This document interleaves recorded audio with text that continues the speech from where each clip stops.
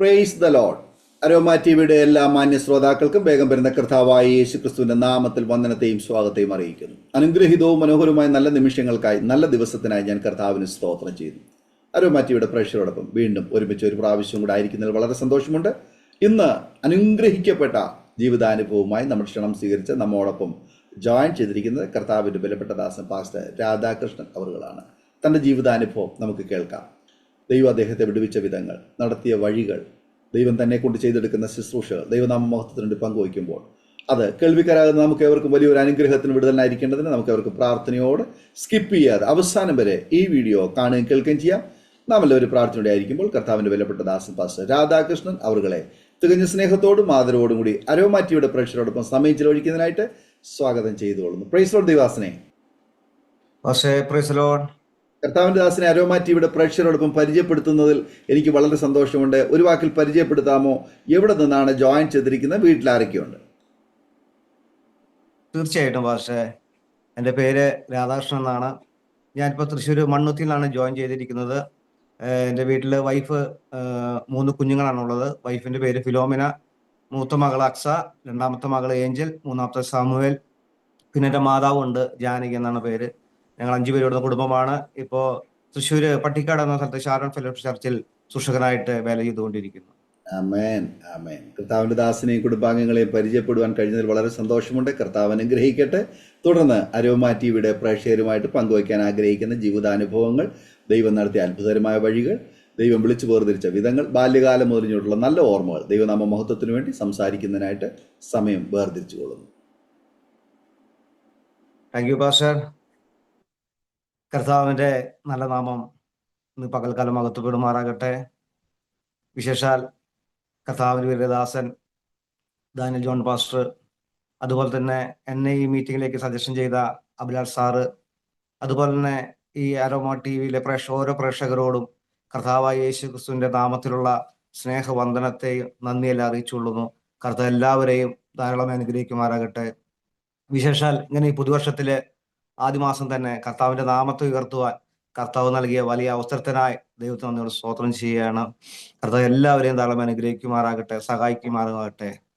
എൻ്റെ സാക്ഷ്യത്തിലേക്ക് കടക്കാൻ ആഗ്രഹിക്കുകയാണ്. എൻ്റെ പേര് ഇവിടെ പറഞ്ഞതുപോലെ രാധാകൃഷ്ണൻ തന്നെയാണ്. ആ പേരിൽ തന്നെയുണ്ട് ഞാൻ ഏത് ഇതിൽ നിന്നാണ് ഈ വിശ്വാസ മാർഗത്തിൽ വന്നെന്ന് തിരിച്ചറിയാൻ കഴിയും. എൻ്റെ ഭവനം എന്ന് പറയുന്നത് അച്ഛൻ, അമ്മ, ഞങ്ങൾ 4 മക്കളാണുള്ളത്.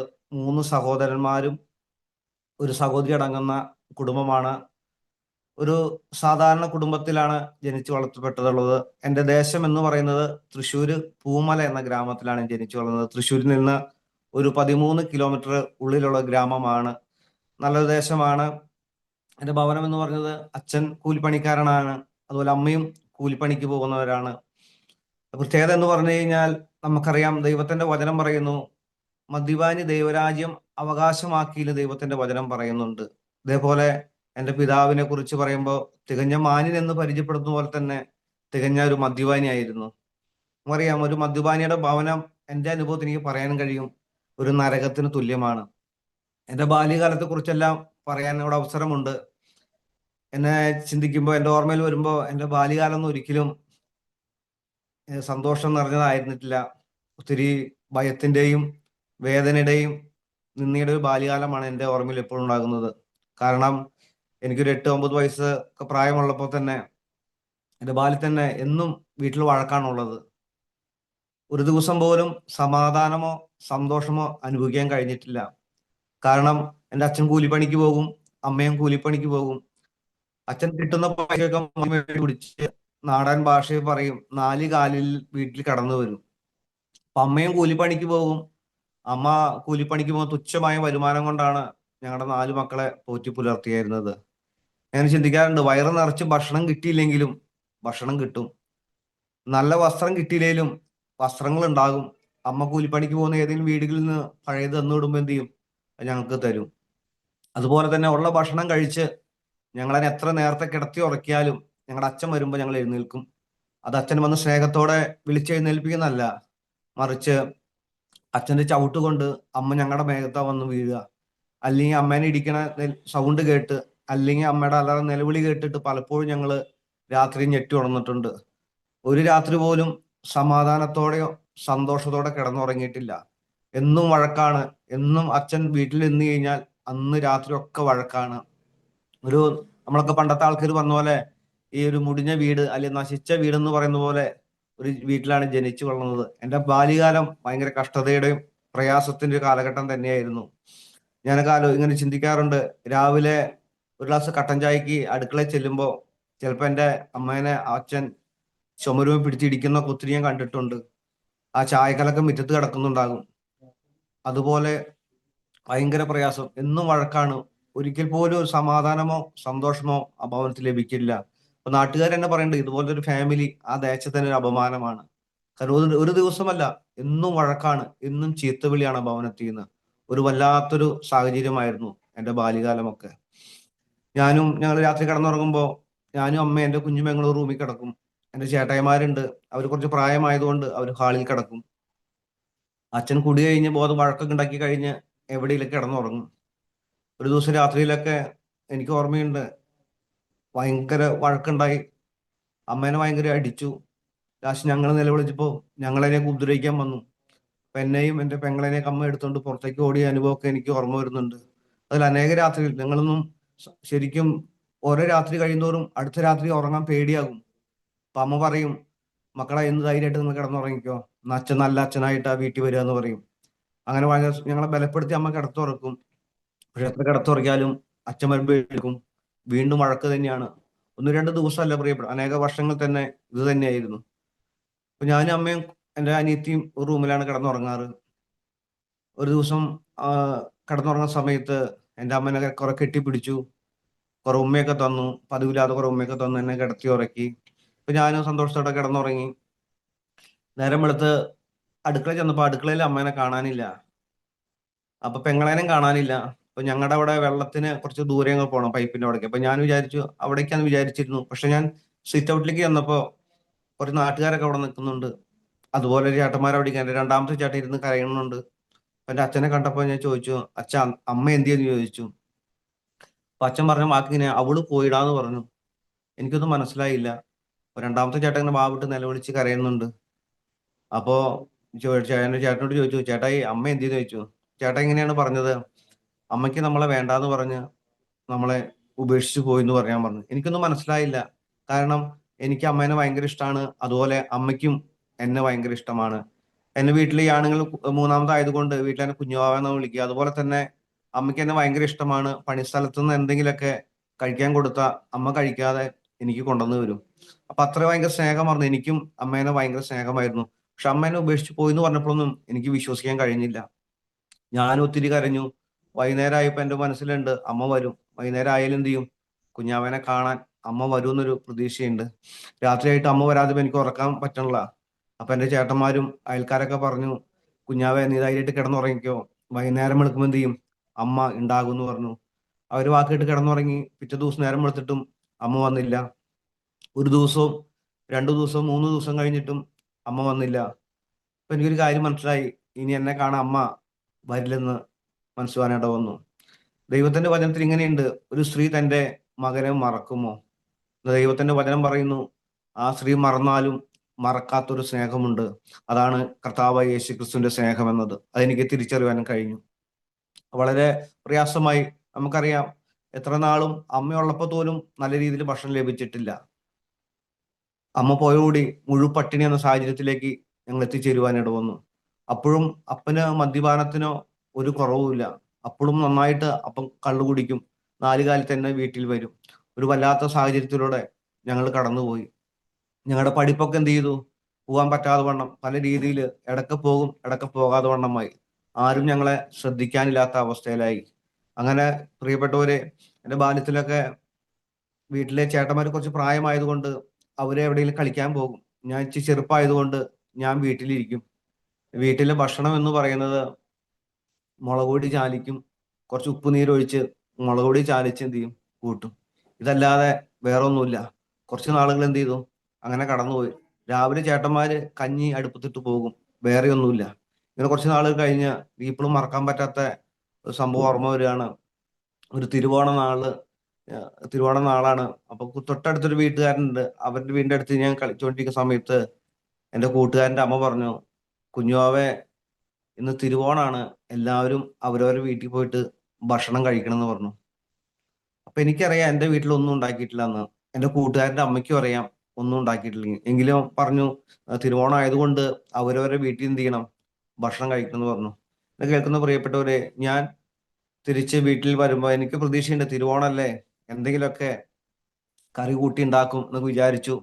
ഞാൻ വീട്ടിൽ കയറി ചെന്ന് നേരെ അടുക്കളയിൽ ചെല്ലുമ്പോൾ രാവിലെ വെച്ച കഞ്ഞിക്കലമല്ലാതെ വേറൊന്നും ഉണ്ടാക്കിയിട്ടില്ല. അപ്പൊ ഞാൻ ഒത്തിരി കരയാൻ ഇട വന്നു. എൻ്റെ അമ്മയുണ്ടായിരുന്നെങ്കിൽ ഏതെങ്കിലും ഒരു തരം കറി കൂട്ടി എനിക്ക് ചോറ് തന്നേനെന്നൊക്കെ. അങ്ങനെ കുറച്ചു നേരം കരഞ്ഞ് പിന്നെ എനിക്ക് അമ്മയോടുള്ള വിഷമമൊക്കെ എൻ്റെ മനസ്സിൽ നിന്ന് മാറിപ്പോയി. പിന്നെ എനിക്കെന്തൊരു വൈരാഗ്യ ബുദ്ധി പോലെ എനിക്ക് തോന്നി. പിന്നെ ആ വിഷമമൊക്കെ എൻ്റെ ഹൃദയത്തിൽ നിന്നൊക്കെ മാഞ്ഞ് ഒരു വല്ലാത്ത വൈരാഗ്യം പോലെ എനിക്ക് തോന്നി. പിന്നെ കേൾക്കുന്ന പ്രിയപ്പെട്ടവരെ, പിന്നെ ഞാൻ അപ്പൻ വലിച്ചിടുന്ന ചെറിയ കുറ്റിവീടുകളൊക്കെ ഞാൻ എന്ത് ചെയ്തു, ആരും കാണാതെ എടുത്തു വലിച്ചു തുടങ്ങി. ഞാൻ വീട്ടിലിരിക്കുമ്പോൾ ആരും കാണാതെ കുറ്റിവീടിയൊക്കെ എടുത്ത് വലിച്ചു തുടങ്ങി. അത് കുറച്ച് നാളുകൾ അങ്ങനെ പോയി. പിന്നെ ഇടയ്ക്ക് പഠിക്കാൻ പോകും. അങ്ങനെ പഠിപ്പില്ലാത്ത പോലെയൊക്കെ എന്ത് ചെയ്യും, വല്ലാത്തൊരു സാഹചര്യത്തിലൂടെ കടന്നു പോകാനിട വന്നു. ഞാൻ ഈ പറയുന്ന വാക്കുകൾ പ്രിയപ്പെട്ടവരെ, നമുക്കറിയാം ഈ പാട്ട പറക്കി നടക്കുന്ന ഒരു പിള്ളേരുടെ അനുഭവം, ഞാൻ അവരെ കുറച്ച് പറയുന്നതല്ല, അവരുടെ അനുഭവത്തിലേക്ക് ഞങ്ങൾ എത്തിച്ചേരുവാനിട വന്നു. ഞങ്ങൾ ആരും ശ്രദ്ധിക്കാനില്ലാത്ത ഒരു സാഹചര്യമായി. ശരിക്കും ഒരു തെണ്ടിപ്പിള്ളേർ എങ്ങനെ നടക്കുന്നുവോ ആ തലത്തിലേക്ക് ഞങ്ങളെ ആരും ശ്രദ്ധിക്കാനില്ലാത്ത അവസ്ഥ ഉണ്ടായി. വല്ലാത്ത സാഹചര്യം കടന്നുപോയി. അപ്പൊ ഞങ്ങളുടെ ഈ സാഹചര്യം കണ്ടിട്ട് ഞങ്ങളുടെ ബന്ധുക്കളും നാട്ടുകാരൊക്കെ ഇടപെട്ട് എന്ത് ചെയ്തു, എൻ്റെ അമ്മേനെയും പെങ്ങളേനെയൊക്കെ തിരിച്ചു കൊണ്ടുവരാൻ പദ്ധതി ഉണ്ടാക്കി. അങ്ങനെ അവരൊക്കെ ഇടപെട്ട് എൻ്റെ അമ്മേനെയും പെങ്ങളേനെയും കൊണ്ടുവന്നു. ഇനി പറഞ്ഞു, അപ്പനോട് പറഞ്ഞു, ഇനി എന്ത് ചെയ്യരുത്, ആ സഹോദരനെ ഉപദ്രവിക്കരുത്, അങ്ങനെയൊക്കെ പറഞ്ഞ് വീണ്ടും ഞങ്ങളെ കൊണ്ടുവന്നു. അമ്മേനെയും പെങ്ങളേനെയും തിരിച്ചു കൊണ്ടുവന്നു. പക്ഷെ അപ്പോഴത്തേക്ക് എനിക്ക് അമ്മയോടുള്ള സ്നേഹമൊക്കെ എന്നിൽ നിന്നും മാഞ്ഞുപോയി. അതുപോലെ തന്നെ എൻ്റെ വിഷമങ്ങളൊക്കെ വരുമ്പോൾ അപ്പൻ, ആ, അന്നൊക്കെ നാടൻ ചാരായാണ്, പട്ടച്ചാരായാണ്. അപ്പൊ അപ്പം കുപ്പികളൊക്കെ മേടിച്ച് വീട്ടിൽ കൊണ്ടുവയ്ക്കും. അപ്പൊ ഞാനിത് ആരും കാണാതെ എൻ്റെ അടിയിലെ കുറച്ചുണ്ടാവും, അതൊക്കെ ഞാൻ എടുത്ത് എന്ത് ചെയ്യും, അല്പം സേവിച്ചു തുടങ്ങിയായിരുന്നു ചെറുപ്പത്തിൽ തന്നെ. പിന്നെ അമ്മ വന്ന് തിരിച്ചു കൊണ്ടുപോയി. എനിക്ക് അവളോട് സ്നേഹമൊക്കെ പോയി. ഒരു വൈരാഗ്യം മാത്രമായി. അമ്മ വന്ന് കുറച്ച് നാൾ കഴിഞ്ഞപ്പോ അപ്പൻ ഞങ്ങളെ ഉപേക്ഷിച്ചു പോകാനിട വന്നു. എന്ന് പറഞ്ഞാൽ ഒരിക്കലും പ്രിയപ്പെട്ടവർ ദേശത്ത് തല ഉയർത്തി നടത്താനോ ഒരിക്കലും ഞങ്ങൾക്ക് കഴിഞ്ഞിട്ടില്ല. ഞങ്ങളുടെ ചെറുപ്പം എന്ന് പറഞ്ഞാൽ ഒക്കെ നിന്നയുടെയും പരിഹാസത്തിന്റെ ഒരു ജീവിതമായിരുന്നു എന്റെ ബാല്യം എന്നത്. കാരണം അമ്മാനെ തിരിച്ചു കൊണ്ടുവന്ന് വീണ്ടും അപ്പൻ പ്രശ്നമുണ്ടാക്കി. അതിൽ വീണ്ടും വഴക്ക്, പഴയ പോലെ വഴക്കായി. അപ്പന്റെ ചേട്ടന്മാരെന്ത് ഇടപെട്ട്, അപ്പൊ അപ്പന് പ്രയാസമായി. അപ്പൻ ഞങ്ങൾ എന്ത് ചെയ്തു, ഉപേക്ഷിച്ചു പോയി. അമ്മ വന്നപ്പോ അപ്പൻ ഞങ്ങളെ ഉപേക്ഷിച്ചു പോയി. എന്ന് പറഞ്ഞ ഒരു തരത്തിലും പ്രിയപ്പെട്ടവരെ ദേശത്ത് നിവർന്നു നിൽക്കാൻ പറ്റാത്ത ഒരു സാഹചര്യമായിരുന്നു. ദൈവത്തിന്റെ വലിയ കരുണ, അല്ലെങ്കിൽ ദൈവത്തിന്റെ ഒരു കൃപ എന്ന് പറയുന്നത്, എന്റെ ബാല്യം മുതൽ രണ്ട് സ്നേഹിതന്മാരുള്ളത്. അത് രണ്ടുപേരും പെന്തക്കോസുകാരാണ്. അത് ദൈവത്തിന്റെ വലിയ പദ്ധതി എന്ന് ഞാൻ വിശ്വസിക്കുകയാണ്. ഒന്ന് എൻ്റെ പാസ്റ്റർ മോൻ ലിജോ, അതുപോലെ എൻ്റെ ഒരു വിശ്വാസിയുടെ മോൻ ജെയ്മോ എന്ന്, രണ്ട് സ്നേഹിതന്മാരാണ് എനിക്കുള്ളത്. അത് ഭയങ്കര ദൈവകൃപയെന്ന് ഞാൻ വിശ്വസിക്കുകയാണ്. പണ്ടൊക്കെ നമ്മുടെ നാട്ടിൽ എവിടെ വേണമെങ്കിലും കളിക്കാൻ പോകാം. അപ്പൊ ഞാൻ ഇവരുടെ കൂടെ കളിക്കാൻ പോകും. പല വീടുകളിൽ എന്ത് ചെയ്യും, കളിക്കാൻ പോകും. ഓരോ വീട്ടിൽ കളിക്കാൻ ചെല്ലുമ്പോൾ അവിടുത്തെ വീട്ടുകാർ ചോദിക്കും, മക്കളെ എവിടത്തെയാൻ ചോദിക്കും. അപ്പൊ എന്റെ കൂട്ടുകാരൻ ലിജോ പറയും, ഞാൻ ഇങ്ങനെ പാസ്റ്റർ മകനാണെന്ന് പറയുമ്പോൾ അവർക്ക് ഭയങ്കര ബഹുമാനവും സ്നേഹമാണ്. അതുപോലെ ജെയ്മനെ കുറിച്ച് പരിചയപ്പെടുത്തുമ്പോഴും ഇന്ന വിശ്വാസിയുടെ മകനാന്ന് പറയുമ്പോൾ അവർക്ക് ഭയങ്കര സ്നേഹമാണ്. കാരണം ഈ പാസ്റ്റർമാരുടെ മക്കളോ വിശ്വാസികൾ കള്ളു കുടിക്കില്ല, അവര് വഴക്കുണ്ടാക്കില്ല. അപ്പൊ അവരുടെ കുടുംബം നല്ല കുടുംബമാണെന്ന് ദേശത്തിന് അറിയാം. അപ്പൊ അവരെന്നെ പറയുമ്പോൾ അവർക്ക് ഭയങ്കര ബഹുമാനമാണ്. അപ്പൊ എന്നെ മോനെ എവിടത്തെയാ, എന്നോട് ചോദിക്കും, മോനെ എവിടത്തെയാന്ന് ചോദിക്കും. അപ്പൊ ഞാൻ ഇന്നോടത്തെയാണെന്ന് പറയുമ്പോൾ അവരെന്നെ കളിയാക്കും. അമ്മ വേറെ കല്യാണം കഴിച്ചിട്ടാണോ വന്നത്, അപ്പം വേറെ സ്ത്രീയുടെ കൂടെ പോയതാണോ എന്നൊക്കെ പറഞ്ഞ് അവർ കളിയാക്കുമ്പോൾ ഞാൻ ആ കളിസ്ഥലത്ത് കളിക്കാതെ തിരിച്ചെന്ത് ചെയ്യും, ഞാൻ വീട്ടിലേക്ക് വരും.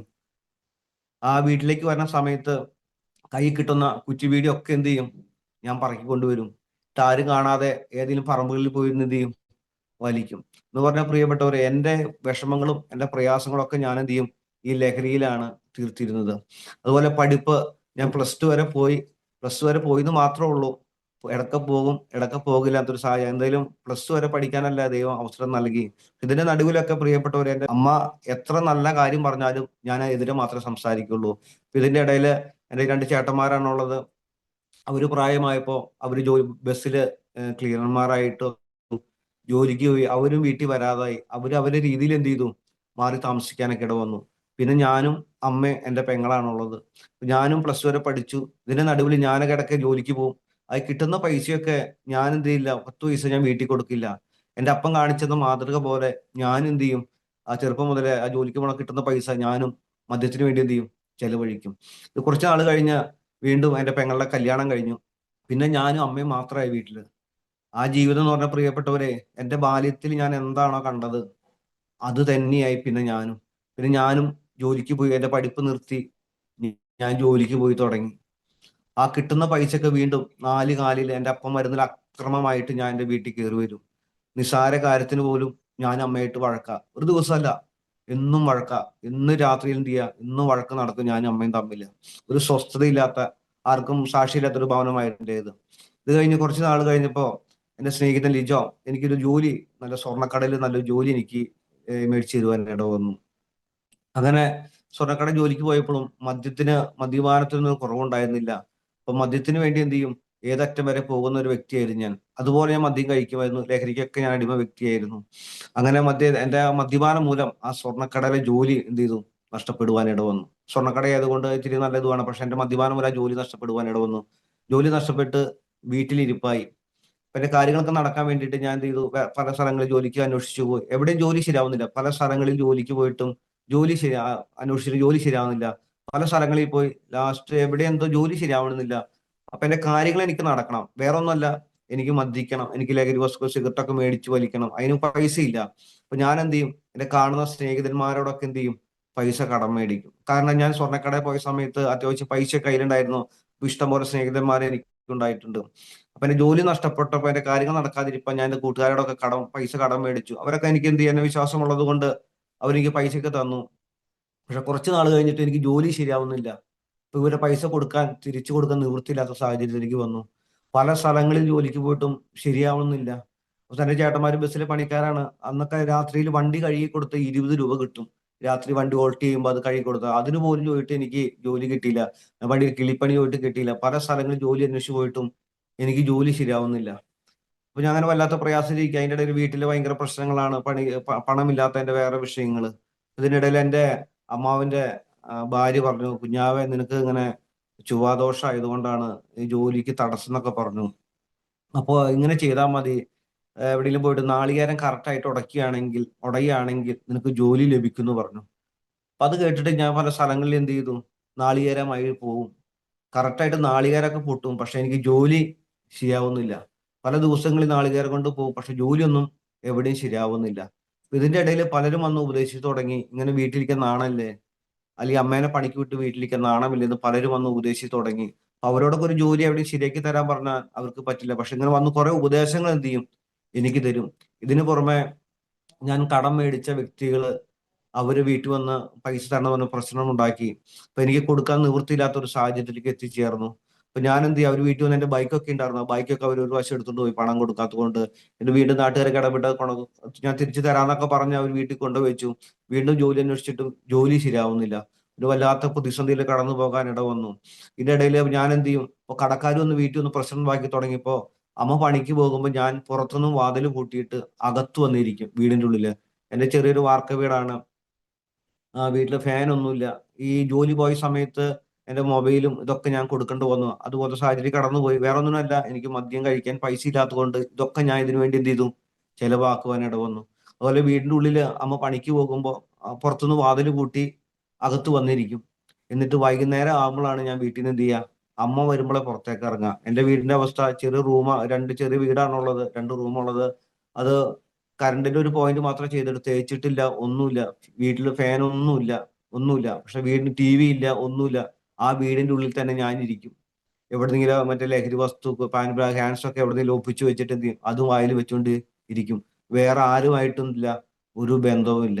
എന്റെ സ്നേഹിതൻ എന്റെ സ്വഭാവം ആയതുകൊണ്ട് എന്ത് ചെയ്തു, എന്റെ മോശ സ്വഭാവം ആയതുകൊണ്ട് എന്റെ സ്നേഹിതന്മാരും പതുക്കെ എന്നിൽ നിന്ന് അകലുവാൻ ഇടവന്നു.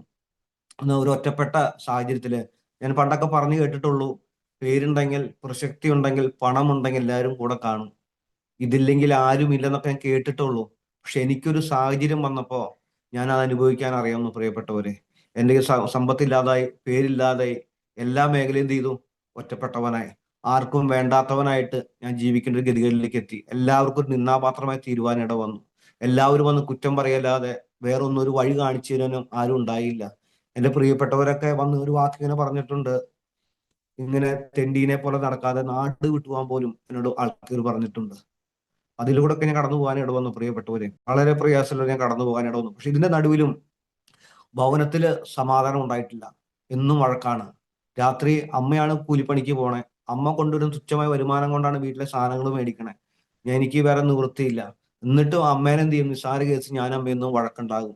അമ്മ തന്നെ രാവിലെ ചോറും കറിയും വെച്ച് പോകും. വൈകുന്നേരം വന്നിട്ട് എനിക്ക് ചോറും കറിയും വെച്ച് തരണം. ഈ ചോറ് കൊണ്ടുവന്ന് തരുമ്പോ ചോറ് ചിലപ്പോൾ ചൂട് കൂടുതലാണെങ്കിൽ എനിക്ക് ദേഷ്യം വരും. ഞാൻ ചോറ് അടക്കം പ്ലേറ്റ് അടക്കം ചുമരുമൊക്കെ എറിഞ്ഞ് പൊട്ടിച്ചിട്ടുണ്ട്. അല്ലാത്തൊരു സാഹചര്യം കടന്നുപോയി. ആരും സഹായിക്കാനില്ലാത്ത ഒരൊറ്റപ്പെട്ട അനുഭവത്തിലേക്ക് ഞാൻ കടന്നുപോയി. ഇല്ലാത്ത സാഹചര്യം തന്നെയായിരുന്നു പ്രിയപ്പെട്ടവരെ. ഒരു ദിവസം എന്റെ പ്രത്യേകത, രാവിലെ എഴുന്നേൽക്കുമ്പോൾ എനിക്ക് കട്ടൻ ചായ വേണം. രാവിലെ എഴുന്നേറ്റ് വരുമ്പോൾ എനിക്ക് മേശപ്പുറത്ത് കട്ടൻ ചായ വേണം. ഒരു ദിവസം രാവിലെ റൂമിൽ എഴുന്നേറ്റ് വരുമ്പോൾ മേശപ്പുറത്ത് കട്ടൻ ചായ കാണാനില്ല. ഞാൻ അടുക്കളയിലേക്ക് ചെന്നിട്ട് അടുക്കളയിലും തീ കത്തിച്ചിട്ടില്ല. അപ്പൊ എനിക്ക് കൂടുതൽ ദേഷ്യം വന്നു. അപ്പൊ ഈ വാക്ക് പറയാൻ പറ്റുമെന്ന് എനിക്കറിയില്ല. അമ്മേനെ, ഈ തള്ള ഇത് എവിടെ പോയി കിടക്കണെന്ന് ആ ദേഷ്യത്തില് ഞാൻ ഞാൻ ചോദിക്കാൻ ഇട വന്നു. അപ്പൊ അവിടെ നേരെ അമ്മയുടെ റൂമിലേക്ക് കടന്നു നിന്നപ്പോ അമ്മക്ക് ശ്വാസം മുട്ടുണ്ട്. അന്ന് അമ്മ ശ്വാസം മുട്ട് അധികമായിട്ട് ശ്വാസം കിട്ടാതെ ഇങ്ങനെ വലിക്കുകയാണ്. അത് കണ്ടപ്പോ പെട്ടെന്ന് എനിക്ക് പ്രയാസം തോന്നി. അപ്പൊ ഞാൻ അമ്മയോട് ചോദിച്ചു, അമ്മ എന്താ പറ്റിയെന്ന് ചോദിച്ചു. അപ്പൊ അമ്മ പറഞ്ഞു, മോനെ എനിക്ക് ശ്വാസം മുട്ട് അധികമായിട്ട്. അപ്പൊ ഞാൻ പറഞ്ഞു, അമ്മ ഗുളിക എടുത്ത് കഴിക്കാൻ പറഞ്ഞു. അപ്പൊ അമ്മ പറഞ്ഞു, ഗുളിക കഴിഞ്ഞിട്ട് 2 ദിവസമായി മോനെ എന്ന് പറഞ്ഞു. അപ്പൊ ഞാൻ ചോദിച്ചു, എന്താ മേടിക്കാത്തന്ന് ചോദിച്ചു. അപ്പൊ പറഞ്ഞു, എൻ്റെ കയ്യിൽ പൈസ ഇല്ലാത്ത കൊണ്ടാ മേടിക്കാത്തതെന്ന് പറഞ്ഞു. അപ്പൊ അത് കേട്ടപ്പോ എനിക്കൊരു പ്രയാസം തോന്നി. കാരണം എനിക്ക് അമ്മയുടെ അവസ്ഥ വിളിച്ചു പറയാൻ എൻ്റെ കയ്യിൽ മൊബൈലോ സാഹചര്യങ്ങളോ ഒന്നുമില്ല. അത് കണ്ടപ്പോ അമ്മ എന്നോട് പറഞ്ഞു, മോനെ നീ ഒരു കാര്യം ചെയ്യ്, എവിടെന്നെങ്കിലും ഒരു 200 രൂപ കടം മേടിച്ചിട്ട് വാ, എനിക്ക് സഹിക്കാൻ പറ്റില്ല എന്ന് പറഞ്ഞു. എന്നെ കേൾക്കുന്ന പ്രിയപ്പെട്ടവരെ, ഞാൻ ദേശം മൊത്തം കടം മേടിച്ച് കുട്ടിയവനാ. എനിക്ക് പകല് പുറത്തിറങ്ങാൻ കഴിയില്ല. അതുപോലെ ഞാൻ കടം മേടിച്ചവനാ. എങ്കിലും അമ്മയുടെ സാഹചര്യം അവസ്ഥ കണ്ടപ്പോ വീണ്ടും നാണം കെട്ടാലും കുഴപ്പമില്ലെന്ന് വിചാരിച്ച് അറിയാവുന്ന 2 വീടുകളിൽ എന്ത് ചെയ്തു, ഞാൻ പോയി ചോദിച്ചു. ഞാൻ അവരെയൊന്നും കുറ്റം പറയുകയല്ല. അവരാരും എനിക്ക് 1 രൂപ പോലും തന്നില്ല. ഞാൻ തിരിച്ച് പൈസ കിട്ടാതെ ഞാൻ തിരിച്ച് വീട്ടിലേക്ക് കയറി വന്നു. അപ്പൊ ഞാൻ എന്റെ സ്റ്റെപ്പിൽ കാല് കുത്തുമ്പോൾ എനിക്ക് അമ്മ ശ്വാസം കിട്ടാതെ വലിക്കുന്ന സൗണ്ട് എനിക്ക് കേൾക്കാം. ഞാൻ എന്ത് ചെയ്യുന്നു ദൈവം എന്നൊക്കെ വിചാരിച്ചിരുന്നു. എങ്കിലും നേരെ എന്ത് ചെയ്തു, അത് വീട്ടിലേക്ക് കയറി അമ്മയുടെ റൂമിലേക്ക് കടന്നു ചെന്നു. എന്നെ കണ്ട വഴിക്ക് അമ്മ പറഞ്ഞു, കുഞ്ഞാവെ എനിക്ക് സഹിക്കാൻ പറ്റണില്ല, നീ വേഗം പോയി മരുന്ന് മേടിച്ചിട്ട് വരാൻ പറഞ്ഞു. അപ്പൊ ഞാൻ പറഞ്ഞു, അമ്മേ എനിക്ക് ആരും പൈസ തന്നില്ലെന്ന് പറഞ്ഞു. അപ്പൊ ഏത് സ്ത്രീ ആയാലും പറയും, അമ്മയുടെ പ്രയാസത്തില് ആ വിഷമത്തിൽ അമ്മ പറഞ്ഞു, നീ എന്തിനാണ് ഇങ്ങനെ ജീവിച്ചിരിക്കണ ആണായിട്ട്, നീ പോയി തൂങ്ങി ചത്തോളാൻ എന്നോട് പറയാനിട വന്നു. ഞാൻ എൻ്റെ അമ്മേനെ കുറ്റം പറയൊന്നുമല്ല. കാരണം ഏത് സ്ത്രീ എന്ത് ചെയ്യും, ആ സാഹചര്യം പറയും. കാരണം 10-27 വയസ്സുള്ളൂ. ഒരാണിന് ഒരു 200 രൂപയ്ക്ക് പോലും ഗതിയിലിങ്ങി പിന്നെ എന്തിനാ ജീവിച്ചിരിക്കണേ. അമ്മ ഇത് പറഞ്ഞോടുകൂടി എനിക്ക് ഭയങ്കര പ്രയാസമായി. ഞാൻ എന്ത് ചെയ്യും ദൈവം എന്ന് പറഞ്ഞ് ഞാൻ പുറത്തേക്ക് ഇറങ്ങിയ സമയത്ത് എൻ്റെ അമ്മാവിന്റെ സ്ഥലം മേടിച്ചൊരു സാറുണ്ട്. ആ സാറ് അവിടെ വന്ന സമയത്ത് എന്നെ കുറിച്ച് എനിക്ക് അറിയില്ല. ഞാൻ ഓടിച്ചെന്ന സാറിന്റെ അടുത്ത് പറഞ്ഞു, സാറേ അമ്മയ്ക്ക് കുറച്ച് സീരിയസ് ആണ്, കുറച്ച് പൈസ കടന്നു തരുമെന്ന് ചോദിച്ചു. ആ നല്ല മനുഷ്യൻ എന്ത് ചെയ്തു, എനിക്ക് കുറച്ച് പൈസ കടം തന്നു. ഞാൻ നേരെ വീട്ടിൽ വന്നു. വേറെ അമ്മയുടെ ലിസ്റ്റ് എടുത്ത് നേരെ ബൈക്ക് എടുത്ത് പോയി അമ്മയ്ക്ക് മരുന്ന് മേടിച്ചു കൊടുത്തു. അമ്മയുടെ അസുഖമൊക്കെ ഭേദമായി. പക്ഷെ എനിക്കൊരു അസുഖം തുടങ്ങി. ഞാൻ എന്തിനു ജീവിക്കണം, ഒരു ചിന്ത. നമ്മളൊക്കെ പറയുന്ന പോലെ ഈ നാടിനും നാട്ടുകാർക്കും ഭാരമായിട്ട് എന്തിനാ ജീവിക്കണം തോന്നലും എൻ്റെ ഉള്ളിൽ തന്നെ. ഞാൻ പറയും, ഒരു വ്യക്തി സംസാരിക്കുന്ന പോലെ, നിന്റെ ജീവിതം ഇവിടെ കണ്ടിട്ടുള്ളൂ, നീ തൂങ്ങി മരിച്ചോ എന്നൊരു സംസാരം എൻ്റെ ഉള്ളിൽ നിന്ന് എന്ത് ചെയ്യാ. അപ്പൊ ഞാൻ ചിന്തിക്കും, ശരിയാ, എന്റെ ജീവിതം ഇവിടെ. കാരണം 10-27 വയസ്സായിട്ട് ഒരു 200 ഗതിയില്ല, ആരുമായിട്ട് ബന്ധമില്ല, മുന്നോട്ടൊരു ജീവിതമില്ല, ആകെ തകർന്നവനായി, ആർക്കും വേണ്ടാത്തവനായി. അപ്പൊ ഞാൻ ചിന്തിച്ചു, ശരിയാ, ഞാൻ എന്തിനാ ഭാരമായിട്ട് ജീവിക്കണേ. ഇങ്ങനെ ആലോചിച്ചു കൂട്ടി. ഇതിന്റെ ഇടയിൽ പ്രിയപ്പെട്ട 2 വർഷം ഞാൻ വീടിന്റെ ഉള്ളിൽ ഇരുന്നു. പല സ്ഥലങ്ങളിൽ ജോലിക്ക് വേണ്ടി അന്വേഷിച്ചിട്ടും എനിക്ക് ജോലി ശരിയായില്ല. പോവാത്ത സ്ഥലങ്ങളില്ല. അനേക ഇടങ്ങളിൽ എന്ത് ചെയ്യുന്നുണ്ട്, ഒരു ജോലിക്ക് വേണ്ടി നേർച്ചകളും കാഴ്ചകളുമായിട്ട് പോയിട്ടും എനിക്ക് ജോലി ശരിയാവുന്നില്ല. അപ്പൊ ഈ സാഹചര്യങ്ങളൊക്കെ അമ്മയുടെ വാക്കും കേട്ടപ്പോ എനിക്ക് ഉറപ്പായി, എന്റെ ജീവിതം ദൈവം ഇവിടെ വരെ കണ്ടിട്ടുള്ളൂ. അപ്പൊ ഞാൻ എന്ത് ചെയ്തു, തീരുമാനിച്ചു എന്ത് ചെയ്യാ, അമ്മയുടെ റൂമിൽ തന്നെ തൂങ്ങി മരിക്കാണ്.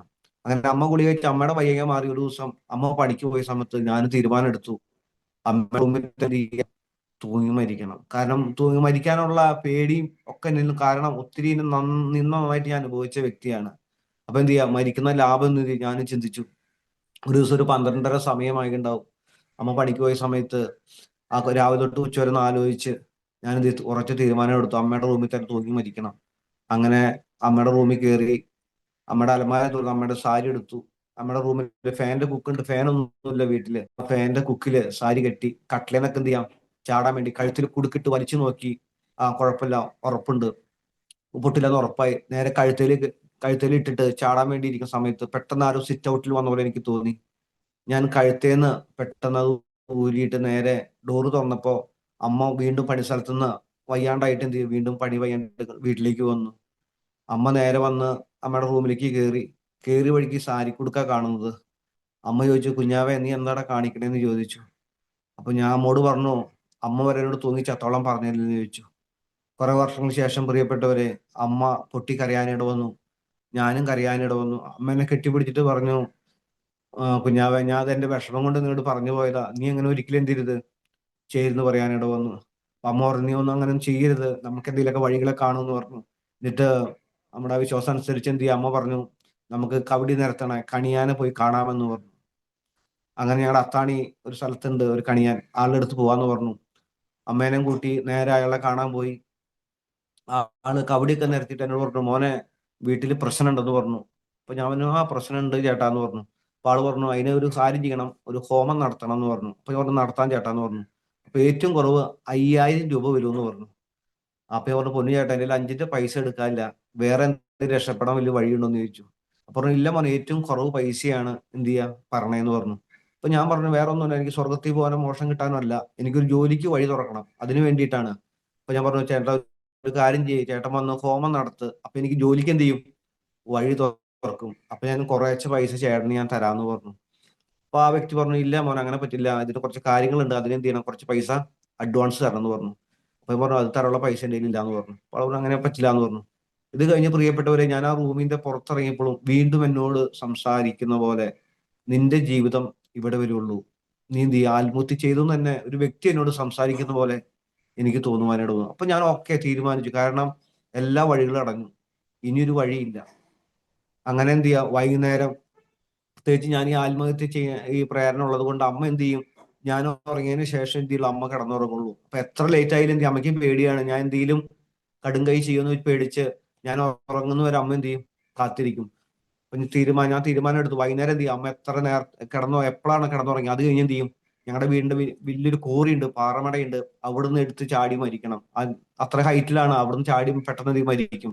അപ്പൊ അങ്ങനെ എന്ത് ചെയ്യുക, പ്ലാൻ ചെയ്ത് വൈകുന്നേരം മരിക്കണം എന്ന് ഒറ്റ തീരുമാനത്തിൽ ഇരിക്കുന്ന സമയത്താണ് എന്റെ സ്നേഹിതൻ ലിജോ, ഞങ്ങൾ ചെറുപ്പം തൊട്ട് കൂട്ടുകാരാണ്, പക്ഷെ എന്റെ സ്വഭാവം കാരണം, മോശമായ സ്വഭാവം കാരണമൊക്കെ എന്നിൽ നിന്ന് അവൻ അകന്നു പോയതാണ്.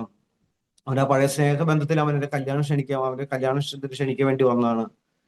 ആ ക്ഷണിക്കാൻ വന്നിട്ട് എന്നോട് ഒറ്റ കാര്യം ചോദിച്ചുള്ളൂ, രാധാകൃഷ്ണ നിന്റെ വിശ്വാസം അനുസരിച്ച് നീ അനേകയിടങ്ങളിൽ പോയില്ലേ, നിനക്ക് എന്തെങ്കിലും മാറ്റം ഉണ്ടോ എന്ന് ചോദിച്ചു.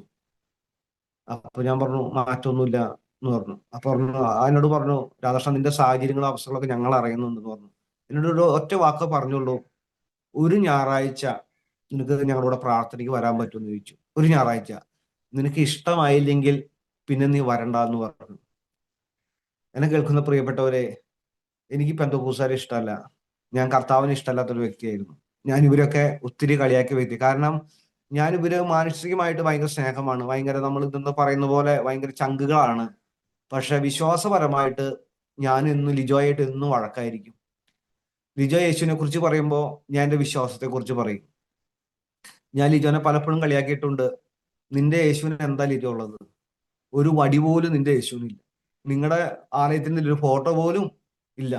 ഞങ്ങളുടെ വിശ്വാസത്തെ നോക്കുക, ഞങ്ങൾക്ക് ഒത്തിരി ആൾക്കാരുണ്ട്, ഒത്തിരി ആയുധങ്ങളുണ്ട്, ഒത്തിരി സമ്പത്തുണ്ട്, ഒത്തിരി പേരുള്ളവരുണ്ട്, പ്രശസ്തി ഉള്ളവരുണ്ട്, ഒത്തിരി ആൾക്കാരുണ്ട്, അതൊക്കെ ഒത്തിരി വെല്ലുവിളിച്ചൊരു വ്യക്തിയാണ് ഞാൻ, ആ വ്യക്തിയാണ്. പക്ഷെ കർത്താവിനെ അറിഞ്ഞപ്പോ ഒരു സത്യം ഞാൻ തിരിച്ചറിയാൻ ഇട വന്നു, എന്റെ കർത്താവിന് ഒരൊറ്റ വാക്കു മതിയെന്ന് തിരിച്ചറിയാൻ ഇട വന്നു പ്രിയപ്പെട്ട. അങ്ങനെ ഒത്തിരി കളിയാക്കിയ ഒരു വ്യക്തിയാണ് പ്രിയപ്പെട്ട, ഒത്തിരി കർത്താവിനെ കുറിച്ചൊക്കെ ഒത്തിരി കളിയാക്കിയ വ്യക്തിയാണ്. അതുപോലെ തന്നെ ഞാനൊക്കെ വിശ്വാസം പറഞ്ഞിട്ട് മുമ്പ് അന്യഭാഷ പറഞ്ഞിട്ടുണ്ട്, അത് ദൈവത്തിന്റെ ആത്മാവിലല്ലെന്ന് മാത്രം. ഇവരെയൊക്കെ കളിയാക്കിയിട്ട് ഞാൻ പറഞ്ഞിട്ടുണ്ട്, നിന്റെയൊക്കെ ഭാഷ ഹമ്പട ഹുമ്പട ഹമ്പട എന്നൊക്കെ പറഞ്ഞിട്ട് ഞാൻ ഒത്തിരി കളിയാക്കിയ ഒരു വ്യക്തിയാണ് പ്രിയപ്പെട്ട. പക്ഷെ ഒത്തിരി കൃപയാൽ അന്യഭാഷ പറയാനുള്ള കർത്താവെന്ന് എനിക്ക് കൃപ നൽകിയിട്ടുണ്ട് പ്രിയപ്പെട്ടവരെ. ഹല്ലേലൂയ. അതുപോലെ തന്നെ ഞാൻ നേരത്തെ പറഞ്ഞല്ലോ പ്രിയപ്പെട്ട, 2 വർഷം വീടിന്റെ ഉള്ളിലിരുന്നു. ഞങ്ങളുടെ പൂമല എന്ന ദേശം ഇഷ്ടം പോലെ ദൈവമക്കളും ദൈവാസന്മാരും ഉള്ളതാണ്. അപ്പൊ അനേക ദൈവാസന്മാർ എന്ത് ചെയ്യും, ട്രാക്ടറുമായിട്ട് ഞങ്ങളുടെ വീട്ടിലേക്ക് വരും. അപ്പൊ അവരാണെന്ന് കാണുമ്പോൾ ഞാൻ എന്ത് ചെയ്യും, തുറന്ന് പുറത്തിറങ്ങും. അപ്പൊ അവര് യേശുവിനെ കുറിച്ചൊക്കെ എന്ത് ചെയ്യും, ഇങ്ങനെ പറയും, സമാധാനമായിരിക്കും ദൈവം, അങ്ങനെയൊക്കെ പറഞ്ഞൊക്കെ പോവും.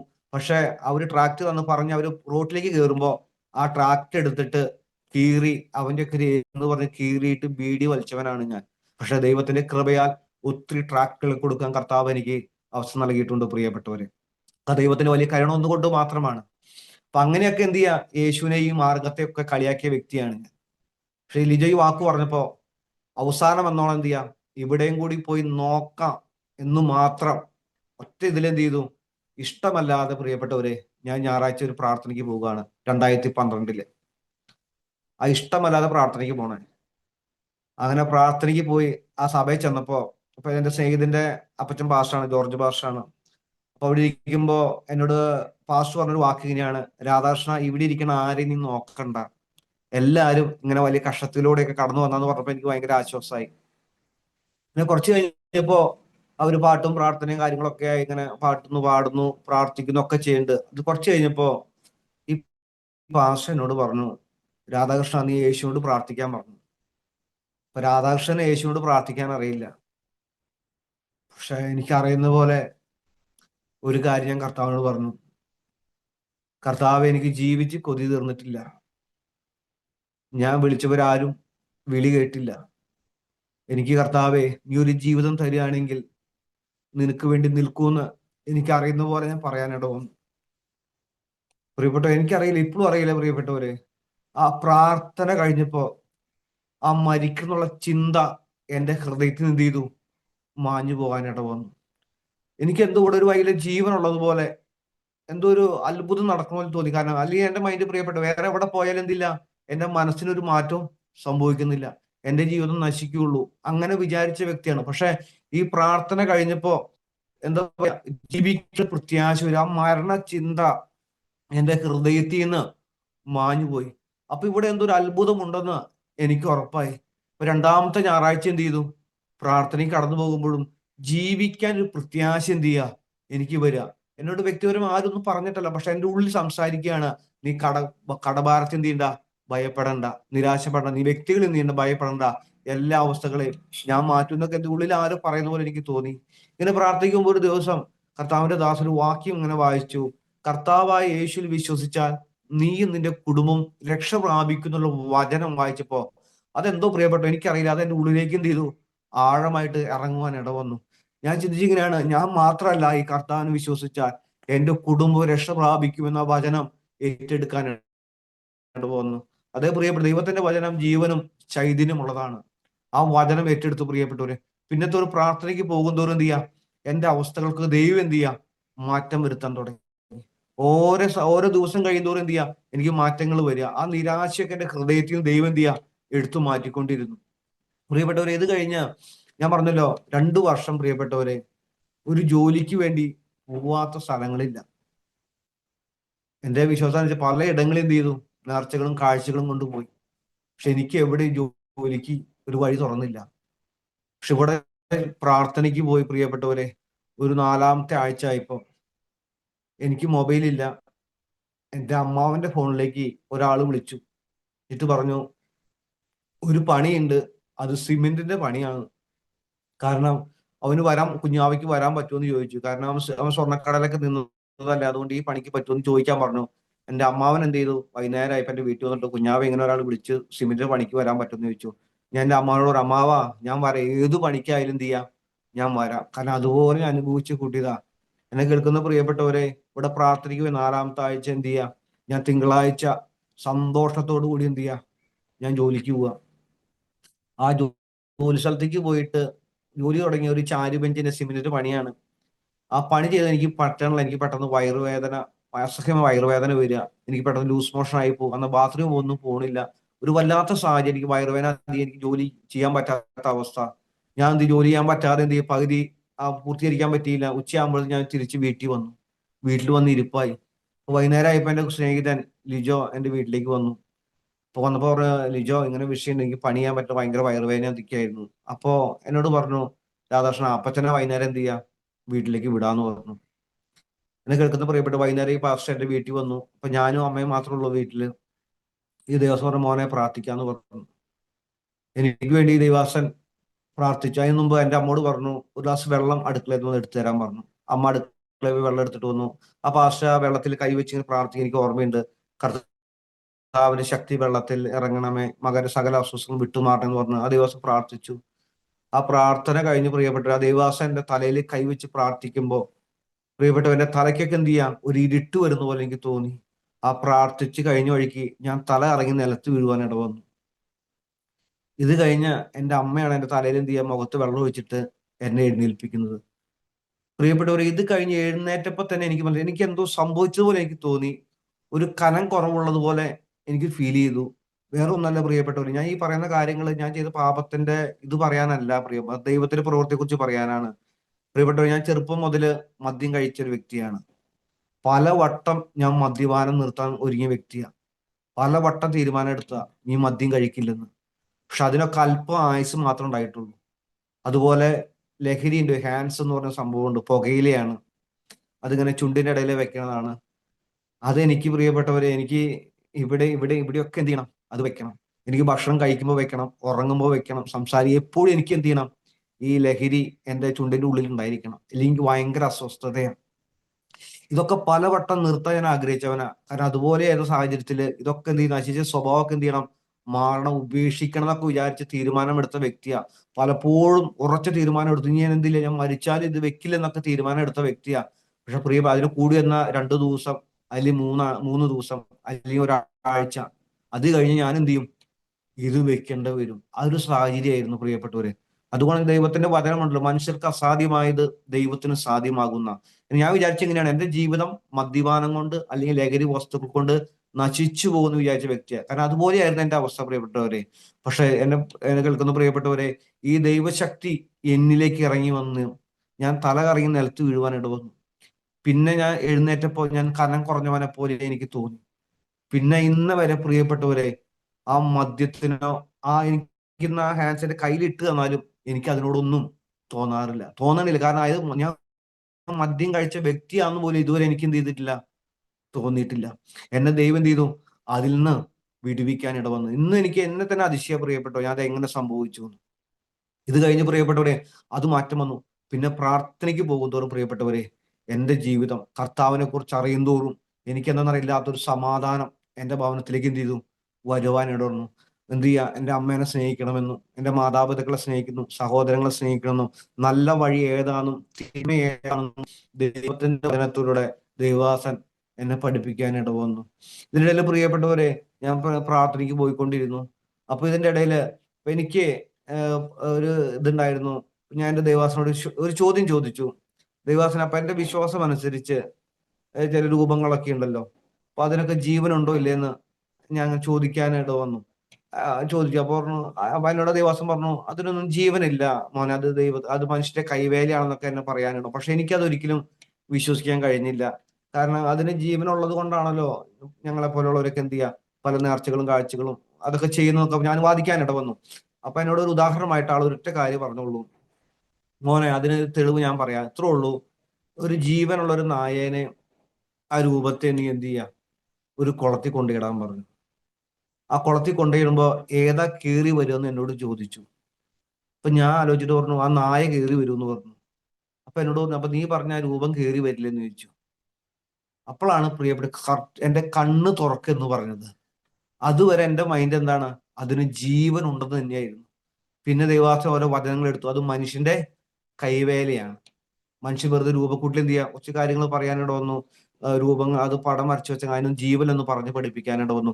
പിന്നെ പ്രാർത്ഥനയ്ക്ക് പോകുമ്പോഴും എന്ത് ചെയ്യുക, ഞാൻ എൻ്റെ പല അന്വേഷണം നടത്തിയിട്ടൊന്നും എനിക്ക് ശരിയായ ഉത്തരം എന്ത് ചെയ്തില്ല, ലഭിച്ചില്ല. പക്ഷെ കർത്താവിനെ കുറിച്ച് പഠിച്ചു വരുമ്പോൾ പ്രിയപ്പെട്ടവരെ, ഹിസ്റ്റോറിക്കലായി കർത്താവായ യേശു ക്രിസ്തു ഈ ഭൂമിയിൽ വന്നതിന് ഒത്തിരി തെളിവുകൾ എന്ത് ചെയ്യുന്നു എനിക്ക് അറിയാനിട വന്നു.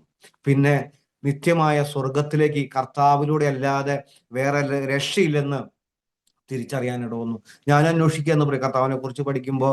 പിന്നെ കർത്താവിന് ഏറ്റവും നല്ല കാര്യം എന്ന് ദൈവ സ്നേഹമാണ്. ആരും തള്ളിക്കളയാത്ത, ആരും ഉപേക്ഷിക്കാത്ത, മറ്റുള്ളവരൊക്കെ വേറെ രീതിയിൽ അല്ലെ പൈസയ്ക്ക് വേണ്ടി നിൽക്കുമ്പോൾ കർത്താവ് എന്നെ മാത്രം ആഗ്രഹിച്ചായിരുന്നു. കാരണം എനിക്കൊരിക്കലും ഈ മാർഗത്തിൽ വരാൻ ഒരു യോഗ്യതയില്ലാത്ത വ്യക്തിയാ. ഇതുപോലെ ഞാൻ കർത്താവിനെ കുറ്റം പറഞ്ഞ, കർത്താവിനെ കളിയാക്കിയ വ്യക്തിയാണ്. പക്ഷെ ദൈവത്തിന് മഹാകരുണ എന്നെയും തേടി വരുവാനും ആ ദൈവസ്നേഹം ഇന്ന് ഞാൻ എന്ത് ചെയ്യാം അനുഭവിച്ചുകൊണ്ടിരിക്കുക. അങ്ങനെ പ്രിയപ്പെട്ടവരെ, 2012 9-ാം മാസത്തെ 2-ാം തീയതി കർത്താവിന്റെ കൽപ്പന പ്രമാണിക്കുവാൻ, സ്നാനപ്പെടുവാൻ കർത്താവ് എനിക്ക് കൃപ നൽകി. എനിക്കും എൻ്റെ അമ്മയ്ക്കും എന്ത് ചെയ്തു, കർത്താവിന്റെ നാമത്തിൽ സ്നാനപ്പെടുവാൻ കർത്താവ് കൃപ നൽകി. വിശേഷാൽ മണ്ണുത്തിയിലുള്ള എൻ്റെ സെൻട്രൽ പാഷ ഷാജി പാഷ കീഴിൽ സ്നാനപ്പെടുവാൻ കർത്താവ് കൃപ നൽകി.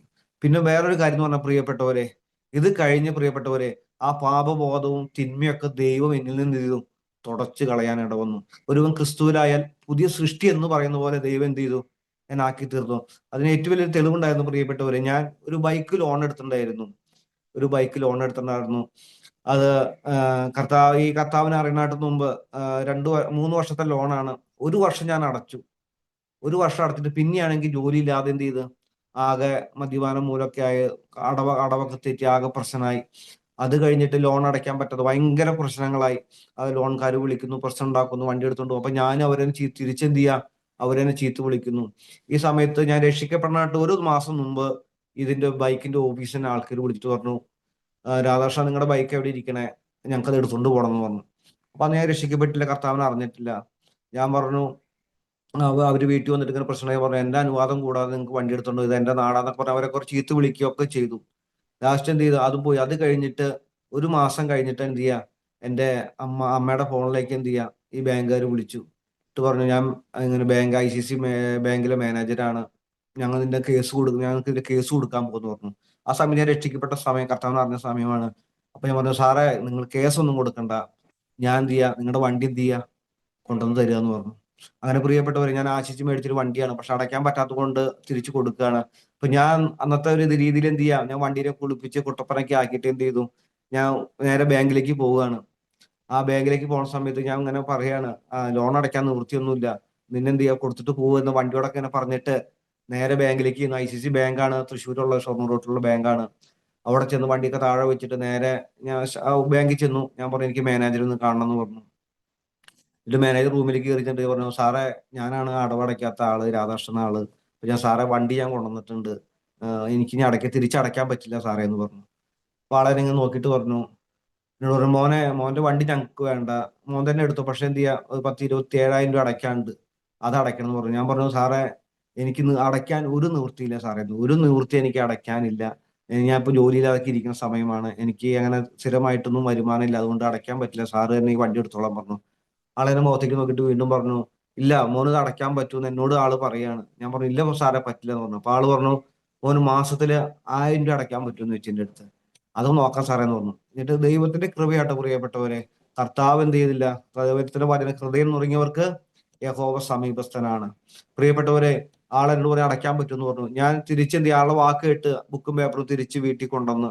പ്രിയപ്പെട്ട ഈ സമയത്ത് ഞാൻ പണ്ടൊരു കുറി കൂടി ഉണ്ടായിരുന്നു, ഒരു 25,000 രൂപയുടെ കുറി കൂടി ഉണ്ടായിരുന്നു. അല്ല, അതിനു മുമ്പ് എൻ്റെ പെങ്ങൾ എന്ത് ചെയ്തു, ഇത് അറിഞ്ഞിട്ട് എൻ്റെ അമ്മേനെ വിളിച്ചിട്ട്, പക്ഷെ ഞാൻ വിശ്വാസി വന്ന സമയത്ത് ഇതിലെ ഒത്തിരി വിഷയങ്ങളുണ്ട്, ഞാൻ പിന്നാലെ പറയാം. ഇത് കഴിഞ്ഞ് പ്രിയപ്പെട്ടവരെ, എൻ്റെ അമ്മേനെ പെങ്ങൾ വിളിച്ചു. പെങ്ങൾ പറഞ്ഞു, ചേട്ടാ ഇങ്ങനെയൊക്കെ വണ്ടിയുടേതായിട്ടിരിക്കല്ലേ, എൻ്റെ വള എന്ത് ചെയ്താ കൊണ്ടുപോകാന്ന് പറഞ്ഞിട്ട് അമ്മയുടെ കയ്യിൽ എൻ്റെ പെങ്ങൾ വള കൊടുത്തു വിട്ടു. അതെടുത്ത് ലോൺ അടച്ചു തീർത്തു. ഇത് കഴിഞ്ഞ് പിന്നെ പെണ്ണുങ്ങൾക്ക് എന്ത് ചെയ്യണം, 10-25,000 കൊടുക്കണം. ഈ സമയത്താണ് പണ്ട് ഞാനൊരു കുറി കൂടി ഉണ്ടായിരുന്നു. ആ കുറി വട്ടെത്തിയപ്പോ അതിന്റെ നടത്തുന്ന ആളെ എന്നെ വിളിച്ചു പറഞ്ഞു, കുഞ്ഞാവെ ഇങ്ങനെ കുറി റൗണ്ട് എത്തിയിട്ടുണ്ട്, ആ പൈസ കൊണ്ടുവക്കണം പറഞ്ഞു. എന്ന് പറഞ്ഞ പ്രിയപ്പെട്ടവരെ, ഞാൻ കർത്താവിനെ അറിഞ്ഞതിന് മുതല് ഇന്ന് വരെ എൻ്റെ സ്വർഗത്തിലെ ദൈവം എനിക്ക് വേണ്ടി അത്ഭുതങ്ങളെ ചെയ്തിട്ടുള്ളൂ. ഞാൻ ചിന്തിക്കണ അപ്പുറമായിട്ട് കർത്താവ് എനിക്ക് വേണ്ടി വഴികളെ തുറന്നിട്ടുണ്ട്. 2012 സ്ഥാനപ്പെട്ടു, ദൈവം വഴികളൊക്കെ തുറന്ന് വീണ്ടും എന്ത് ചെയ്തു, അതേ സ്വർണ്ണക്കടയിലേക്ക് ദൈവം എന്ത് ചെയ്തു, തിരിച്ചു വിളിക്കാനിട വന്നു. പ്രിയപ്പെട്ടു, അത്ര മോശമായിട്ടാണ് ഞാൻ ജോലി സ്ഥലത്ത് എന്ത് ചെയ്ത ഇറങ്ങി വന്നത്. പക്ഷെ ദൈവത്തിന്റെ വചനം പറയും, ശത്രുക്കൾ കാണുക വിരുന്നൊരുക്കുന്നൊരു ദൈവമാണ് കർത്താവായ യേശു ക്രിസ്തു. എന്റെ അനുഭവത്തിൽ എനിക്ക് വിളിച്ചു പറയാൻ കഴിയും പ്രിയപ്പെട്ടവരെ. അങ്ങനെ വീണ്ടും ആ ജോലി സ്ഥലത്തേക്ക് പോയി. അങ്ങനെ നല്ല രീതിയിൽ വീണ്ടും ദൈവം എന്ത് ചെയ്യാം, എന്നെ മൊർദെഖായിനെ പോലെ ഏത് പട്ടണത്തിലാണോ നിന്ദിക്കപ്പെട്ടെ, അതേ പട്ടണത്തിൽ അതേ ഗ്രാമത്തിൽ കർത്താവ് എന്ത് ചെയ്തു, ഇപ്പോഴും എന്നെ ദൈവം മാനിച്ചുകൊണ്ടിരിക്കുക പ്രിയപ്പെട്ടവരെ. ഞാൻ ഒരു വല്ലാത്ത സാഹചര്യം കടന്നുപോയപ്പോ എൻ്റെ അമ്മയുടെ കൂട്ടുകാരി ഉണ്ട്. ആ കൂട്ടുകാരി പറഞ്ഞ വാക്കുകൾ എനിക്ക് ഓർമ്മയുണ്ട്. എൻ്റെ അമ്മയോട് പറഞ്ഞു, ഞാൻ റൂമിൽ കിടക്കുമ്പോൾ എൻ്റെ അമ്മയോട് വന്നിട്ട് പറഞ്ഞ കാര്യം ഇങ്ങനെയാണ്, മക്കളെ നല്ല രീതിയിൽ വളർത്തിയില്ലെങ്കിൽ തെണ്ടികളും തെമ്മാടികളൊക്കെ എന്ത് ചെയ്യും, ആയി തീരും പറഞ്ഞൊരു സഹോദരി ഉണ്ട്. പക്ഷെ ദൈവത്തിന്റെ കൃപയാൽ പ്രിയപ്പെട്ടവരെ അവർക്ക് വേണ്ടി പ്രാർത്ഥിക്കാനുള്ള കർത്താവ് ഞങ്ങൾ കൃപ നൽകി. കർത്താവിനെ അറിഞ്ഞ് കുറച്ച് നാൾ കഴിഞ്ഞപ്പോ ആ സഹോദരി ഞങ്ങളുടെ വീട്ടിൽ വന്നിട്ട് പറഞ്ഞു, കുഞ്ഞാവെ ഞങ്ങൾക്ക് വേണ്ടി പ്രാർത്ഥിക്കുന്നു പറയാനിട വന്നു. അതൊക്കെ ദൈവത്തിന്റെ വലിയ പദ്ധതിയാണ് പ്രിയപ്പെട്ടവരെ. ഇത് കഴിഞ്ഞ് പ്രിയപ്പെട്ടവരെ കർത്താവിനെ അറിഞ്ഞപ്പോ തൊട്ട് പിന്നെ വീട്ടിൽ ചെറിയ പ്രശ്നങ്ങളായി തുടങ്ങി. വേറെ ഒന്നുമല്ല, ഞാൻ ഈ വിശ്വാസ മാർഗത്തിൽ വന്നപ്പോ പിന്നെ അതുവരെ ആർക്കും കുഴപ്പമുണ്ടായിരുന്നില്ല. കള്ളു കുടിച്ച് ചാലി കിടന്നപ്പോൾ ആർക്കും ഒരു കുഴപ്പമുണ്ടായിരുന്നില്ല. എങ്ങനെ നടന്നാലും കുഴപ്പമുണ്ടായിരുന്നില്ല. പക്ഷെ ഈ പ്രാർത്ഥനയ്ക്ക് പോയതോടുകൂടി പലരും പ്രശ്നങ്ങളായി കടന്നു വരുവാനോടൊന്നു. എനിക്ക് രണ്ട് ചേട്ടന്മാരും ഒരു അനിയത്തിയാണുള്ളത്. ഇവർ പല രീതിയിൽ എന്നെ എന്ത് ചെയ്തു, പല രീതിയിൽ അങ്ങനെ പോകാൻ പാടില്ല, നമ്മൾ അങ്ങനെ ചെയ്യാൻ പാടില്ല, ഇങ്ങനെ പാടുന്നു, പല രീതിയിൽ ഞങ്ങൾ അതിനെ വിഷമിക്കാനൊക്കെ ഇടവന്നു. പക്ഷെ അതിന്റെ നടുവിലൊക്കെ ദൈവം ഞങ്ങളെ വിശ്വാസത്തോടെ നിർത്തുവാൻ ഇടവന്നു പ്രിയപ്പെട്ടവരെ. ഒരു ദിവസം ഇനി പറയുന്ന വാക്കുകൾ ഒരു മോശമായ വാക്കുകളല്ലെങ്കിൽ ദൈവം സഹായിക്കട്ടെ. ഒരു ദിവസം ഞാൻ എവിടെ പോയ സമയത്ത് എൻ്റെ മൂത്ത ചേട്ടനുണ്ട്. ഒരു ദിവസം എൻ്റെ അമ്മേനെ എന്ത് ചെയ്തു, മൂത്ത ചേട്ടന്റെ വീട്ടിൽ ഞാൻ അങ്ങനെ കിടത്തിയിട്ട് വേറെ ഒരു ഞങ്ങളുടെ ടീമിന് പ്രവർത്തനത്തിന് പോയി. ആ രാത്രിയില് എൻ്റെ അമ്മയോട് എൻ്റെ ചേട്ടയെ പറഞ്ഞു, നിങ്ങൾ കൈ കൊട്ടാൻ പോയിട്ട് ഇപ്പൊ എന്താ ഉണ്ടായേ? നിങ്ങൾ തുള്ളിച്ചാടാനും കൈ കൊട്ടാനും പോയിട്ട് ഇപ്പൊ എന്താ ഉണ്ടായേ? നിങ്ങൾക്ക് മാറ്റമൊന്നുമില്ലല്ലോ. നിങ്ങളുടെ വീട്ടിൽ ഇപ്പോഴും കഞ്ഞി തന്നെയല്ലേ ഉള്ളത്, വേറൊരു മാറ്റവും ഇല്ലല്ലോ. ഞങ്ങളുടെ വീട്ടിൽ, അപ്പൊ എന്റെ ചേട്ടന്റെ പേര് ബൈജു എന്നാണ്. ചേട്ടയെ പറഞ്ഞു, ഈ ബൈജുവിന്റെ വീട്ടിൽ നോക്ക്, ചിക്കൻ ഉണ്ട്, ബീഫ് ഉണ്ട്, മീനുണ്ട്, എല്ലാം ഉണ്ട്. എന്റെ ചേട്ടന്റെ പ്രത്യേക ആള് വണ്ടിയിലെ പണിക്കാരനായതുകൊണ്ട് ഞായറാഴ്ചയാണ് ലീവുള്ളൂ. അപ്പൊ ചേട്ടൻ എല്ലാ സാധനം എന്ത് ചെയ്യും, ഞായറാഴ്ച മേടിക്കും. അപ്പൊ ബൈജുവിന്റെ വീട്ടിൽ എന്തുണ്ട്, ചിക്കൻ ഉണ്ട്, ബീഫ് ഉണ്ട്, എല്ലാം ഉണ്ടെന്ന് എന്ത് ചെയ്യും എന്റെ അമ്മോട് പറയാനിട വന്നു. അമ്മയ്ക്ക് അത് കേട്ടപ്പോ ഭയങ്കര പ്രയാസമായി. ഞാൻ പോയി വന്നപ്പോ എന്നെ അമ്മ എന്നോട് പറഞ്ഞു, കുഞ്ഞാവെ ചേട്ടായി ബൈജു ഇങ്ങനെ പറഞ്ഞൂടാ, നിങ്ങൾ കൈ കൊട്ടാൻ പോയിട്ട് എന്താ ഉണ്ടായേ, അല്ലെങ്കിൽ പ്രാർത്ഥനയ്ക്ക് പോയിട്ട് നിങ്ങൾക്ക് എന്താ ഉണ്ടായെന്ന് ചോദിച്ചു. അപ്പൊ അമ്മയ്ക്ക് അത് കേട്ടപ്പോ ഭയങ്കര പ്രയാസമായി. എന്റെ വീട്ടിലൊക്കെ അല്ലെ ചിക്കനും ബീഫും എല്ലാം ഉണ്ടെന്നൊക്കെ ചേട്ടായി പറയാനിട വന്നു പറഞ്ഞു. അപ്പൊ ഞാൻ അമ്മോട് പറഞ്ഞു, അമ്മ നമ്മള് ഇവിടെ ചിക്കനും മീനും തിന്ന് ജീവിക്കാനല്ല, നമുക്ക് നിത്യരക്ഷയ്ക്ക് വേണ്ടി ദൈവം നമ്മളെ വിളിച്ചിട്ടുള്ളത്. ഇവിടെ കിട്ടുക അതൊന്നും നമ്മുടെ വിഷയമല്ല. നമുക്ക് എന്ത് ചെയ്യും, നമ്മൾ എവിടെ പോകേണ്ടവരാ, നിത്യനാശം എന്ന നരകത്തിൽ പോകേണ്ടവരാ. ഒരു യോഗ്യതയില്ല നമുക്ക്. പക്ഷെ ദൈവത്തിന്റെ വലിയ കരുണ അത് കർത്താവ് നമുക്ക് എന്ത് ഒരുക്കിയിട്ടുണ്ട്, ഒരു നിത്യത ഒരുക്കിയിട്ടുണ്ടമ്മേ. ഇവിടെ കഷ്ടങ്ങളൊന്നും എന്ത് ചെയ്യണ്ട, നമുക്ക് സാരിയാക്കണ്ടമ്മേ. ഇത് കർത്താവിന് വേണ്ടി എന്ത് ചെയ്യാ, നിന്ന് സഹിക്കാൻ തന്നെ ദൈവം നമ്മളെ എന്ത് ചെയ്യാ ഈ മാർഗത്തിൽ വിളിച്ചിട്ടുള്ളതെന്ന് പറഞ്ഞു. ഇത് കഴിഞ്ഞ് എന്നെ അറിയുന്ന പോലെ ഞാൻ അമ്മേനെ എന്ത് ചെയ്തു, ബലപ്പെടുത്താനൊക്കെ ഇടവന്നു പ്രിയപ്പെട്ടവരെ. ഒരു 2 ആഴ്ച കഴിഞ്ഞപ്പോ ഒരു രാത്രി ഒരു 11 മണി സമയത്ത് എൻ്റെ മൂത്ത ചേട്ടൻ എൻ്റെ വീട്ടിൽ കരഞ്ഞുകൊണ്ട് കയറി വന്നു. രാത്രി 11 മണി സമയത്ത് കരഞ്ഞിട്ട് വാവിട്ട് നിലവിളിച്ച് കരയാണ്. അപ്പൊ അമ്മ ചോദിച്ചു, എന്താ മോനെ പറ്റിയെന്ന് ചോദിച്ചു. അപ്പൊ ആളൊന്നും പറയുന്നില്ല, വീണ്ടും കരച്ചിൽ തന്നെയാണ്. അപ്പൊ ഞാൻ ചോദിച്ചു, എന്താ ചേട്ടായി വിഷയം എന്ന് ചോദിച്ചു. പറഞ്ഞു, വേറെ ഒന്നുമല്ല, അവിടെ ചേട്ടായും ചേച്ചിയും തമ്മിൽ എന്ത് ചെയ്യും, മദ്യപിച്ച് ചേട്ടൻ മദ്യം കഴിക്കും. അതിന് ഭയങ്കര വഴക്കുണ്ടായിട്ട് എന്ത് ചെയ്തു, ചേച്ചി എന്ത് ചെയ്തു, മക്കളെയും കൊണ്ട് ചേച്ചിയുടെ വീട്ടിൽ പോയി. അപ്പൊ മക്കള് പറഞ്ഞു, എനിക്ക് പപ്പേനെ വേണ്ട, എനിക്ക് മമ്മേനെ മതി എന്ന് പറഞ്ഞു. അവരെന്ത് ചെയ്തു, ചേച്ചിയുടെ വീട്ടിൽ. അപ്പൊ ചേട്ടൻ പറഞ്ഞു, ഇത്ര കാര്യമുള്ളൂ, ഞാൻ അവർക്ക് വേണ്ടി എല്ലാം ചെയ്തിട്ട് അവരെന്നെ ഉപേക്ഷിച്ചു പോയി. ഭയങ്കര കരച്ചില. അപ്പൊ എന്റെ അമ്മ പറഞ്ഞൊരു വാക്ക് ഇങ്ങനെയാണ്, ബൈജുവോ മോനെ, നിന്റെ വീട്ടിലെല്ലാം ഉണ്ട്, ചിക്കനും ബീഫും പോത്തും പോക്കൊക്കെ ഉണ്ട്, സമാധാനം ഉണ്ടോന്ന് ചോദിച്ചു. ഇല്ലല്ലോ. എന്റെ വീട്ടില് കഞ്ഞിയാണെങ്കിലും ഞാനും കുഞ്ഞാവെ സമാധാനത്തോടെ കഞ്ഞി കുടിച്ച് എന്ത് ചെയ്യും, സന്തോഷത്തോടെ കിടന്നുറങ്ങും. അതാ ഈ മാർഗത്തിന്റെ പ്രത്യേകത എന്ന് പറയാനായിട്ട് പറഞ്ഞു. അങ്ങനെ പറയുന്നുണ്ട്. അതുപോലെ തന്നെ പ്രിയപ്പെട്ടവർ, ഞാൻ വിശ്വാസത്തിൽ വന്ന് 2015 എന്റെ വിവാഹത്തിന്റെ ബന്ധച്ച് ഇതുപോലെ തന്നെ എന്റെ വൈഫിനെ വടക്കഞ്ചേരി പോയിട്ട് പെണ്ണ് കണ്ടുവരുമ്പോഴും എന്റെ അളിയനും പെങ്ങളൊക്കെ വിളിച്ചു, അളിയ എന്തിനുള്ള പുറപ്പാടാന്ന് ചോദിച്ചു. അപ്പൊ ഞാൻ പറഞ്ഞു, ഒരു കല്യാണം കഴിക്കണം എന്ന് പറഞ്ഞു. അപ്പൊ പെങ്ങൾ പറഞ്ഞു, അത് സാധ്യമല്ല എന്ന് പറഞ്ഞു. അപ്പൊ ഞാൻ പറഞ്ഞു, എനിക്ക് കല്യാണം കഴിക്കണ്ടെന്ന് ചോദിച്ചു. അല്ല, കല്യാണം കഴിക്കണം, പക്ഷെ പെന്തക്കോസ്തിന്ന് എന്ത് ചെയ്യാൻ പാടില്ല, കല്യാണം കഴിക്കാൻ പാടില്ല എന്ന് പറഞ്ഞു. അപ്പൊ ഞാൻ പറഞ്ഞു, പെന്തക്കോസ്തിന്ന് ഞാൻ കല്യാണം കഴിക്കുന്നില്ല, ഞാൻ കർത്താവിനെ വിശ്വസിക്കുന്ന, കർത്താവിനെ അറിയുന്ന, കർത്താവിന്റെ കൽപ്പനകളെ പ്രമാണിക്കുന്ന ഒരു കുഞ്ഞിനെ എന്ത് ചെയ്യണം, കല്യാണം കഴിക്കാൻ ആഗ്രഹിക്കുന്നു പറഞ്ഞു. അപ്പൊ എന്നോട് പറഞ്ഞു, അത് ചേട്ടൻ എപ്പോഴും കർത്താവിനെ കുറിച്ച് കേൾക്കുന്നതുകൊണ്ടാണ് എന്ത് ചെയ്യുക, ഇങ്ങനെ തോന്നണെന്ന് പറഞ്ഞു. ഞാൻ പറഞ്ഞു, മോളെ, കർത്താവിനെ കുറിച്ചല്ലാതെ വേറെ ആരെ കുറിച്ച് കേൾക്കാനാ തോന്നണെന്ന് ചോദിച്ചു. ഞാൻ കർത്താവിൽ കണ്ടത് എന്ത് ചെയ്യുക, ശത്രുവിനെ മുടിച്ചു കളയുന്നതല്ല, ശത്രുവിനെ സ്നേഹിക്കാൻ പഠിപ്പിക്കുന്ന, മറ്റുള്ള കരുതാൻ പഠിപ്പിക്കുന്ന, ഇത്ര സ്നേഹമായ വേറെ ദൈവത്തെ എന്തില്ല, ഞാൻ കണ്ടിട്ടില്ലെന്നു. പിന്നെ പറഞ്ഞു, എനിക്കൊരു കഷ്ടത ഉണ്ടായിരുന്നപ്പോ നിങ്ങളെ ആരെയും ഞാൻ കണ്ടിട്ടില്ല, എന്റെ കഷ്ടത എന്നെ കരം പിടിച്ചത് എന്റെ കർത്താവാ. അപ്പൊ കർത്താവിന്റെ കൽപ്പനകളെ പ്രമാണിക്കുന്ന ഒരാളെ എന്ത് ചെയ്യുള്ളൂ, വിവാഹം കഴിക്കുള്ളൂ എന്നൊക്കെ പറയാനിട വന്നു. ഒത്തിരി കാര്യങ്ങളൊക്കെ സംസാരം ഉണ്ടായി. ഇതിന്റെ ഇടയിൽ എന്ത് ചെയ്തു, ഭയങ്കര വിഷയമായി. എന്നിട്ട് പറഞ്ഞു, ഇതിന് കല്യാണം കഴിക്കാൻ പറ്റുമെന്ന് പറഞ്ഞു. ഭയങ്കര വിഷയങ്ങളായി. നിങ്ങൾ പ്രാർത്ഥനയ്ക്ക് പോയി കഴിഞ്ഞാൽ, അപ്പൊ എന്റെ അളിയനോട് പറഞ്ഞു, നിങ്ങൾ പ്രാർത്ഥനയ്ക്ക് പോയി കഴിഞ്ഞാൽ പെങ്ങളുമായിട്ടുള്ള ബന്ധം എന്ത് ചെയ്യും, ഇവിടെ തീരും. ഇതിന്റെ പേരിൽ പെങ്ങള് അനുഭവിക്കേണ്ട വരും എന്നൊക്കെ പറഞ്ഞ് ഒത്തിരി വിഷയങ്ങളുണ്ടായി. ലാസ്റ്റ് എന്റെ പെങ്ങള് എന്റെ കാലിൽ കെട്ടിപ്പിടിച്ചു. എന്നോട് പറഞ്ഞു, ചേട്ടായി എനിക്ക് വേണ്ടിയിട്ട് പ്രാർത്ഥനയ്ക്ക് പോകില്ലെന്ന് പറയാനിട വന്നു. പാവിട്ട് നിലവിളിച്ചു. ഞാൻ പറഞ്ഞു, പൊന്നു പെങ്ങളെ, നീയല്ല എൻ്റെ അമ്മ പറഞ്ഞാലും ഞാൻ പ്രാർത്ഥനയ്ക്ക് പോകുമെന്ന് പറഞ്ഞു. എൻ്റെ അവസ്ഥയില് നിങ്ങൾ ആരെയും കണ്ടിട്ടില്ല. എല്ലാവരും എന്നെ ഉപേക്ഷിച്ചപ്പോ എന്നെ തേടി വന്ന എൻ്റെ കർത്താവാ. ആ കർത്താവാണ് എനിക്ക് ജീവൻ നൽകിയിട്ടുള്ളത്. ആ കർത്താവിന് വേണ്ടി എന്ത് ചെയ്യും, ഞാൻ മരണം വരെ നിൽക്കുമെന്ന് പറയാനിട വന്നു. അപ്പൊ എൻ്റെ പെങ്ങൾ ഒരു സൂത്രം എന്നോട് പറഞ്ഞു തന്നു. ഇതിങ്ങനെയാണ്, അവരോട് എന്ത് ചെയ്യണം, പ്രാർത്ഥനയ്ക്ക് പോകരുതെന്ന് പറഞ്ഞു. അവരോട് പ്രാർത്ഥനയ്ക്ക് പോകരുതെന്ന് പറഞ്ഞിട്ട് എന്നോട് പ്രാർത്ഥനയ്ക്ക് പൊക്കോളാൻ പറഞ്ഞു. അവരുടെ മുമ്പിൽ എന്ത് ചെയ്യണം, ഞാൻ പറയണം, നീ ശരി പെങ്ങളെ, ഞാൻ എന്ത് ചെയ്യില്ല അളിയാ, ഞാൻ പ്രാർത്ഥനയ്ക്ക് പോകില്ല. മുന്നിൽ ചേട്ടായി രഹസ്യത്തില് പ്രാർത്ഥനയ്ക്ക് പൊക്കോളാൻ എന്നോട് പറഞ്ഞു. ഞാൻ പറഞ്ഞു, ദൈവത്തിന്റെ വചനം ഇങ്ങനെയാ പറയുന്നത്, നാം മനുഷ്യരുടെ മുമ്പിൽ ദൈവത്തെ തള്ളി പറയുന്നവരാണെങ്കിൽ പിതാവിന്റെ സന്നിധിയിൽ എന്ത് ചെയ്യും, നമ്മളെ തള്ളി പറയും. ഞാൻ പറഞ്ഞു, പെങ്ങളെ, ഇതിന്റെ പേരിൽ നീ കണ്ണീര് കുടിച്ചാലും അത് നിനക്ക് നന്മയ്ക്കായി തീരും എന്ന് പറഞ്ഞു. അങ്ങനെ പ്രിയപ്പെട്ടവരെ, അവര് പോയി ഭയങ്കര വിഷയമായിട്ട് എന്ത് ചെയ്തു, ഭയങ്കര വിഷയമായി. ഇനി പറഞ്ഞു, അളിയൻ പറഞ്ഞു, ഇനി ഇവിടുന്ന് ആരും നമ്മൾ ബന്ധം എന്ത് ചെയ്യാം, ഇവിടുന്ന് മുറിച്ചു മാറ്റാന്ന് പറഞ്ഞു. അങ്ങനെ ഭയങ്കര വിഷയമുള്ള വീട്ടിൽ പോയി. ഇത് കേട്ടപ്പോ അമ്മയ്ക്ക് ഭയങ്കര പ്രയാസമാണ്. കാരണം മകളുടെ വിഷയമാണ്. അമ്മ വാവിട്ട് നിലവിളിക്കാൻ തുടങ്ങി. അപ്പൊ ഞാൻ പറഞ്ഞു, അമ്മ എന്തിനാ നിലവിളിക്കണം അമ്മയെന്ന് ചോദിച്ചു. നമ്മളെ ദൈവം ജീവനുള്ള ദൈവാന്ന് പറഞ്ഞു. ദൈവത്തിന്റെ വചനം ഇങ്ങനെ പറയുന്നു, നാം അവരുടെ പക്ഷം ചേരില്ല, അവരെന്ത് ചെയ്യും, നമ്മുടെ പക്ഷം ചേരും എന്ന് പറഞ്ഞു. നമ്മ അറിയുന്ന പോലെ പറയാനും ഞങ്ങൾ കണ്ണുനീരോടെ പ്രാർത്ഥിക്കാനുള്ള വന്നു. പ്രിയപ്പെട്ടവരെ, ഒരാഴ്ച ദൈവം അനുവദിച്ചുള്ളൂ. ഒരാഴ്ചക്കുള്ളിൽ അവരെന്ത് ചെയ്തു, എന്റെ വീട്ടിലേക്ക് മടങ്ങി വരുവാനിട വന്നു. അമ്മ, ദൈവത്തിന് അസാധ്യമായിട്ട് ഒരു കാര്യമില്ലെന്ന് ദൈവം എന്നെ പഠിപ്പിച്ചുകൊണ്ടിരുന്നു. അത് കഴിഞ്ഞ് പ്രിയപ്പെട്ടവരെ, ഓരോരുത്തരും ഓരോ വിഷയങ്ങളായിട്ടൊക്കെ മുന്നിൽ കടന്നു വന്നു. പക്ഷെ ഇതിന്റെ നടുവിലൊക്കെ ദൈവം ഞങ്ങൾ എന്ത് ചെയ്തു, ബലത്തോടെ നിർത്തുവാൻ കർത്താവ് കൃപ നൽകി. അങ്ങനെ ദൈവത്തിന്റെ കൃപയാൽ പ്രിയപ്പെട്ടവരെ, 2015 ജനുവരി 10 എന്റെ കല്യാണം നടക്കുവാൻ കർത്താവ് അവസരം നൽകി. അതും ഭയങ്കര അനുഭവമാണ് പ്രിയപ്പെട്ടത്. കാരണം ആ സ്റ്റേജിൽ ഞാൻ ഇരിക്കുന്നത് മാത്രം ഉണ്ടായിരുന്നുള്ളൂ. എന്റെ പലരും എന്നെ കുറിച്ച്, ഞാൻ ഇതിനകത്തായതുകൊണ്ട് പല രീതിയിൽ എന്ത് ചെയ്തു, അത് മോശമാക്കാനൊക്കെ പല രീതിയിലൊക്കെ ആൾക്കാർ ഇടപെട്ടെങ്കിലും ദൈവം അതൊക്കെ മാന്യമായിട്ട് നടത്തുവാനിട വന്നു. 2015 കല്യാണം കഴിഞ്ഞു. കർത്താവിന്റെ കൃപയെ നല്ല രീതിയിൽ ദൈവം നടത്തും. നല്ലൊരു സഹോദരിയെ തന്നെ കർത്താവ് എനിക്ക് തരുവാനിട വന്നു. അവർ ഒരു വിശ്വാസ കുടുംബത്തിൽ നിന്ന് രക്ഷയിലേക്ക് വന്ന കുടുംബക്കാരാണ്. കർത്താവിന്റെ കൃപയിൽ നിൽക്കുന്ന പരിശുദ്ധ നിറഞ്ഞ ഒരു സഹോദരിയെ തന്നെയാണ്. അങ്ങനെ സന്തോഷത്തോടെ ജീവിതം മുന്നോട്ട് പോയി. ഈ സമയത്താണ് കർത്താവിന്റെ വേലയ്ക്ക് വേണ്ടിയിട്ട് ഞാൻ പിന്നെ ജോലിക്ക് ഇങ്ങനെ പോയി. 2015 കുഞ്ഞിനെ ദൈവം തന്നു. 3 വർഷം കഴിഞ്ഞപ്പോൾ വേറൊരു കുഞ്ഞിനെ തന്നു. ഇങ്ങനെ 2018 കർത്താവ് എന്നെ എന്ത് ചെയ്തു, കർത്താവിന്റെ വേലയ്ക്ക് വേണ്ടിയിട്ട് എന്നെ വിളിക്കുകയാണ് പ്രിയപ്പെട്ടത്. 2018 ഞാൻ എന്റെ വിചാരം എത്രേ ഉള്ളൂ, എനിക്ക് ദൈവത്തിന്റെ ദൂതുകൾ ഒത്തിരി ഉള്ളൂ. ഞാൻ സ്നാനപ്പെടാനായിട്ട് മുമ്പ് ഒരു ദൈവാസ എന്നോട് ദൂത് പറഞ്ഞു, മോനെ നീ കർത്താവിന്റെ വേലയ്ക്കുള്ളവനാന്ന് പറഞ്ഞു. ഇത് കഴിഞ്ഞൊരു 3 വർഷം കഴിഞ്ഞിട്ട് വീണ്ടും ദൈവാസം, അങ്ങനെ 3 ദൈവാസം വരെ ഒരേ വാക്യം പറഞ്ഞ് എന്നോട് ദൂത് പറഞ്ഞു, നിന്നെ കർത്താവിന്റെ വേലയ്ക്കുള്ളവനാണ്. ഓക്കെ എന്ന് പറഞ്ഞു. അങ്ങനെ 2012 പ്രിയപ്പെട്ട ദൈവം എന്ത് ചെയ്തു, എന്നോട് ഇടപെട്ടു കർത്താവിന്റെ വേലയ്ക്ക്. അപ്പൊ ഞാൻ കർത്താവിന്റെ വേലയ്ക്ക് ഇറങ്ങിയ സമയത്ത് ദൈവത്തോട് ഒറ്റ കാര്യമുള്ളൂ, കർത്താവെ, ഞാൻ പണ്ടൊക്കെ ഏത് കാര്യം വെച്ചാൽ അതിനൊക്കെ ഞാൻ പരാജയപ്പെട്ടു പോയവനാണ്. നിന്റെ വേലയ്ക്ക് ഇറങ്ങുമ്പോൾ എന്ത് ചെയ്യണം, എനിക്കിനി പൂർത്തീകരിക്കാൻ കർത്താവ് എനിക്ക് സഹായിക്കണം എന്ന് പറഞ്ഞു.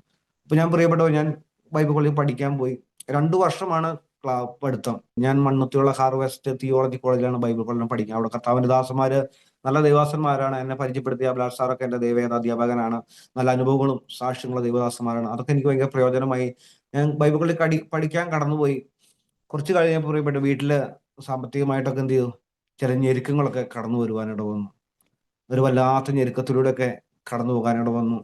1-2 സംഭവം ഞാൻ പറയാം. ഒന്ന്, ഞാൻ ഇങ്ങനെ പറയാറുണ്ട് പ്രിയ, എന്റെ സാക്ഷ്യങ്ങൾ ചെറിയ സാക്ഷ്യങ്ങളാണ്. പക്ഷെ പണ്ട് അപ്പച്ചന്മാര് പറയുന്ന പോലെ കാക്കയ്ക്ക് തൻകുഞ്ഞ് എന്ത് ചെയ്യാം, പൊൻകുഞ്ഞെന്ന് പറയുന്ന പോലെ എന്റെ ഓരോ സാക്ഷ്യങ്ങളും എനിക്ക് വിലപ്പെട്ടത്. അതൊക്കെ ഞാൻ ഡേറ്റ് അടക്കം എന്ത് ചെയ്തിട്ടുണ്ട്, എഴുതി വെച്ചൊരു വ്യക്തിയാണ്.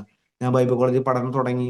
ഞങ്ങൾക്ക് വേറെ വഴികളൊന്നുമില്ല പ്രിയപ്പെട്ടവരെ. ഞാൻ ജോലിക്ക് പോയിട്ട് വേണം വീട്ടിലെ കാര്യങ്ങളൊക്കെ നടക്കണമായിരുന്നു. പക്ഷെ എന്റെ മൈൻഡ് അത്ര തന്നെയായിരുന്നു, നന്നായി ജോലിക്ക് പോവുക, ദശാംശം കറക്റ്റായിട്ട് പാർഷ്യൽ കൈ കൊടുക്കുക, ഏത് കൂട്ടായ്മയ്ക്ക് എന്ത് ചെയ്യുക, മുടങ്ങാതെ പോകും. അതായിരുന്നു എന്റെ പ്ലാൻ. പക്ഷെ കർത്താവിന്റെ പദ്ധതി ഇങ്ങനെ ഉള്ളത് കൊണ്ട് എന്ത് ചെയ്തു, ഞാൻ ഇതിനകത്തേക്ക് ഇറങ്ങി. 2018 ബൈബിൾ കോളേജിൽ പഠിക്കാൻ കടന്നുപോയി.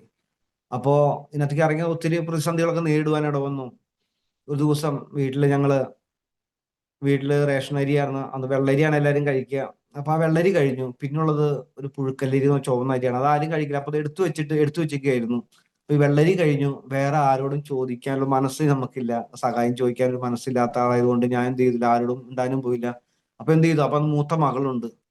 അപ്പൊ എന്റെ ഒരു ദിവസം ഞാൻ ബൈബിൾ കോളേജിൽ തിരിച്ചു വന്ന സമയത്ത് എന്റെ വൈഫ് പറഞ്ഞു, ചേട്ടായി, നമുക്ക് കുറച്ച് നല്ല അരി എവിടെ നിന്നൊക്കെ മേടിക്കണം. കാരണം മോൾക്ക് ഇത് കൊടുത്തിട്ട്, ഈ പഴയ അരി കൊടുത്തിട്ട് അവള് ഛർദ്ദിക്കാന്ന് പറഞ്ഞു. അത് കൊടുക്കുമ്പോൾ അവൾക്ക് പറ്റണില്ല. ഞങ്ങൾ കഴിച്ചു കൂട്ടി, പക്ഷെ മോൾക്ക് അത് കഴിക്കാതെ പഴയതായതുകൊണ്ട് ഒരു സ്മെല്ലുണ്ട്, അത് കഴിക്കുമ്പോൾ വൊമിറ്റ് ചെയ്യാന്ന് പറഞ്ഞു.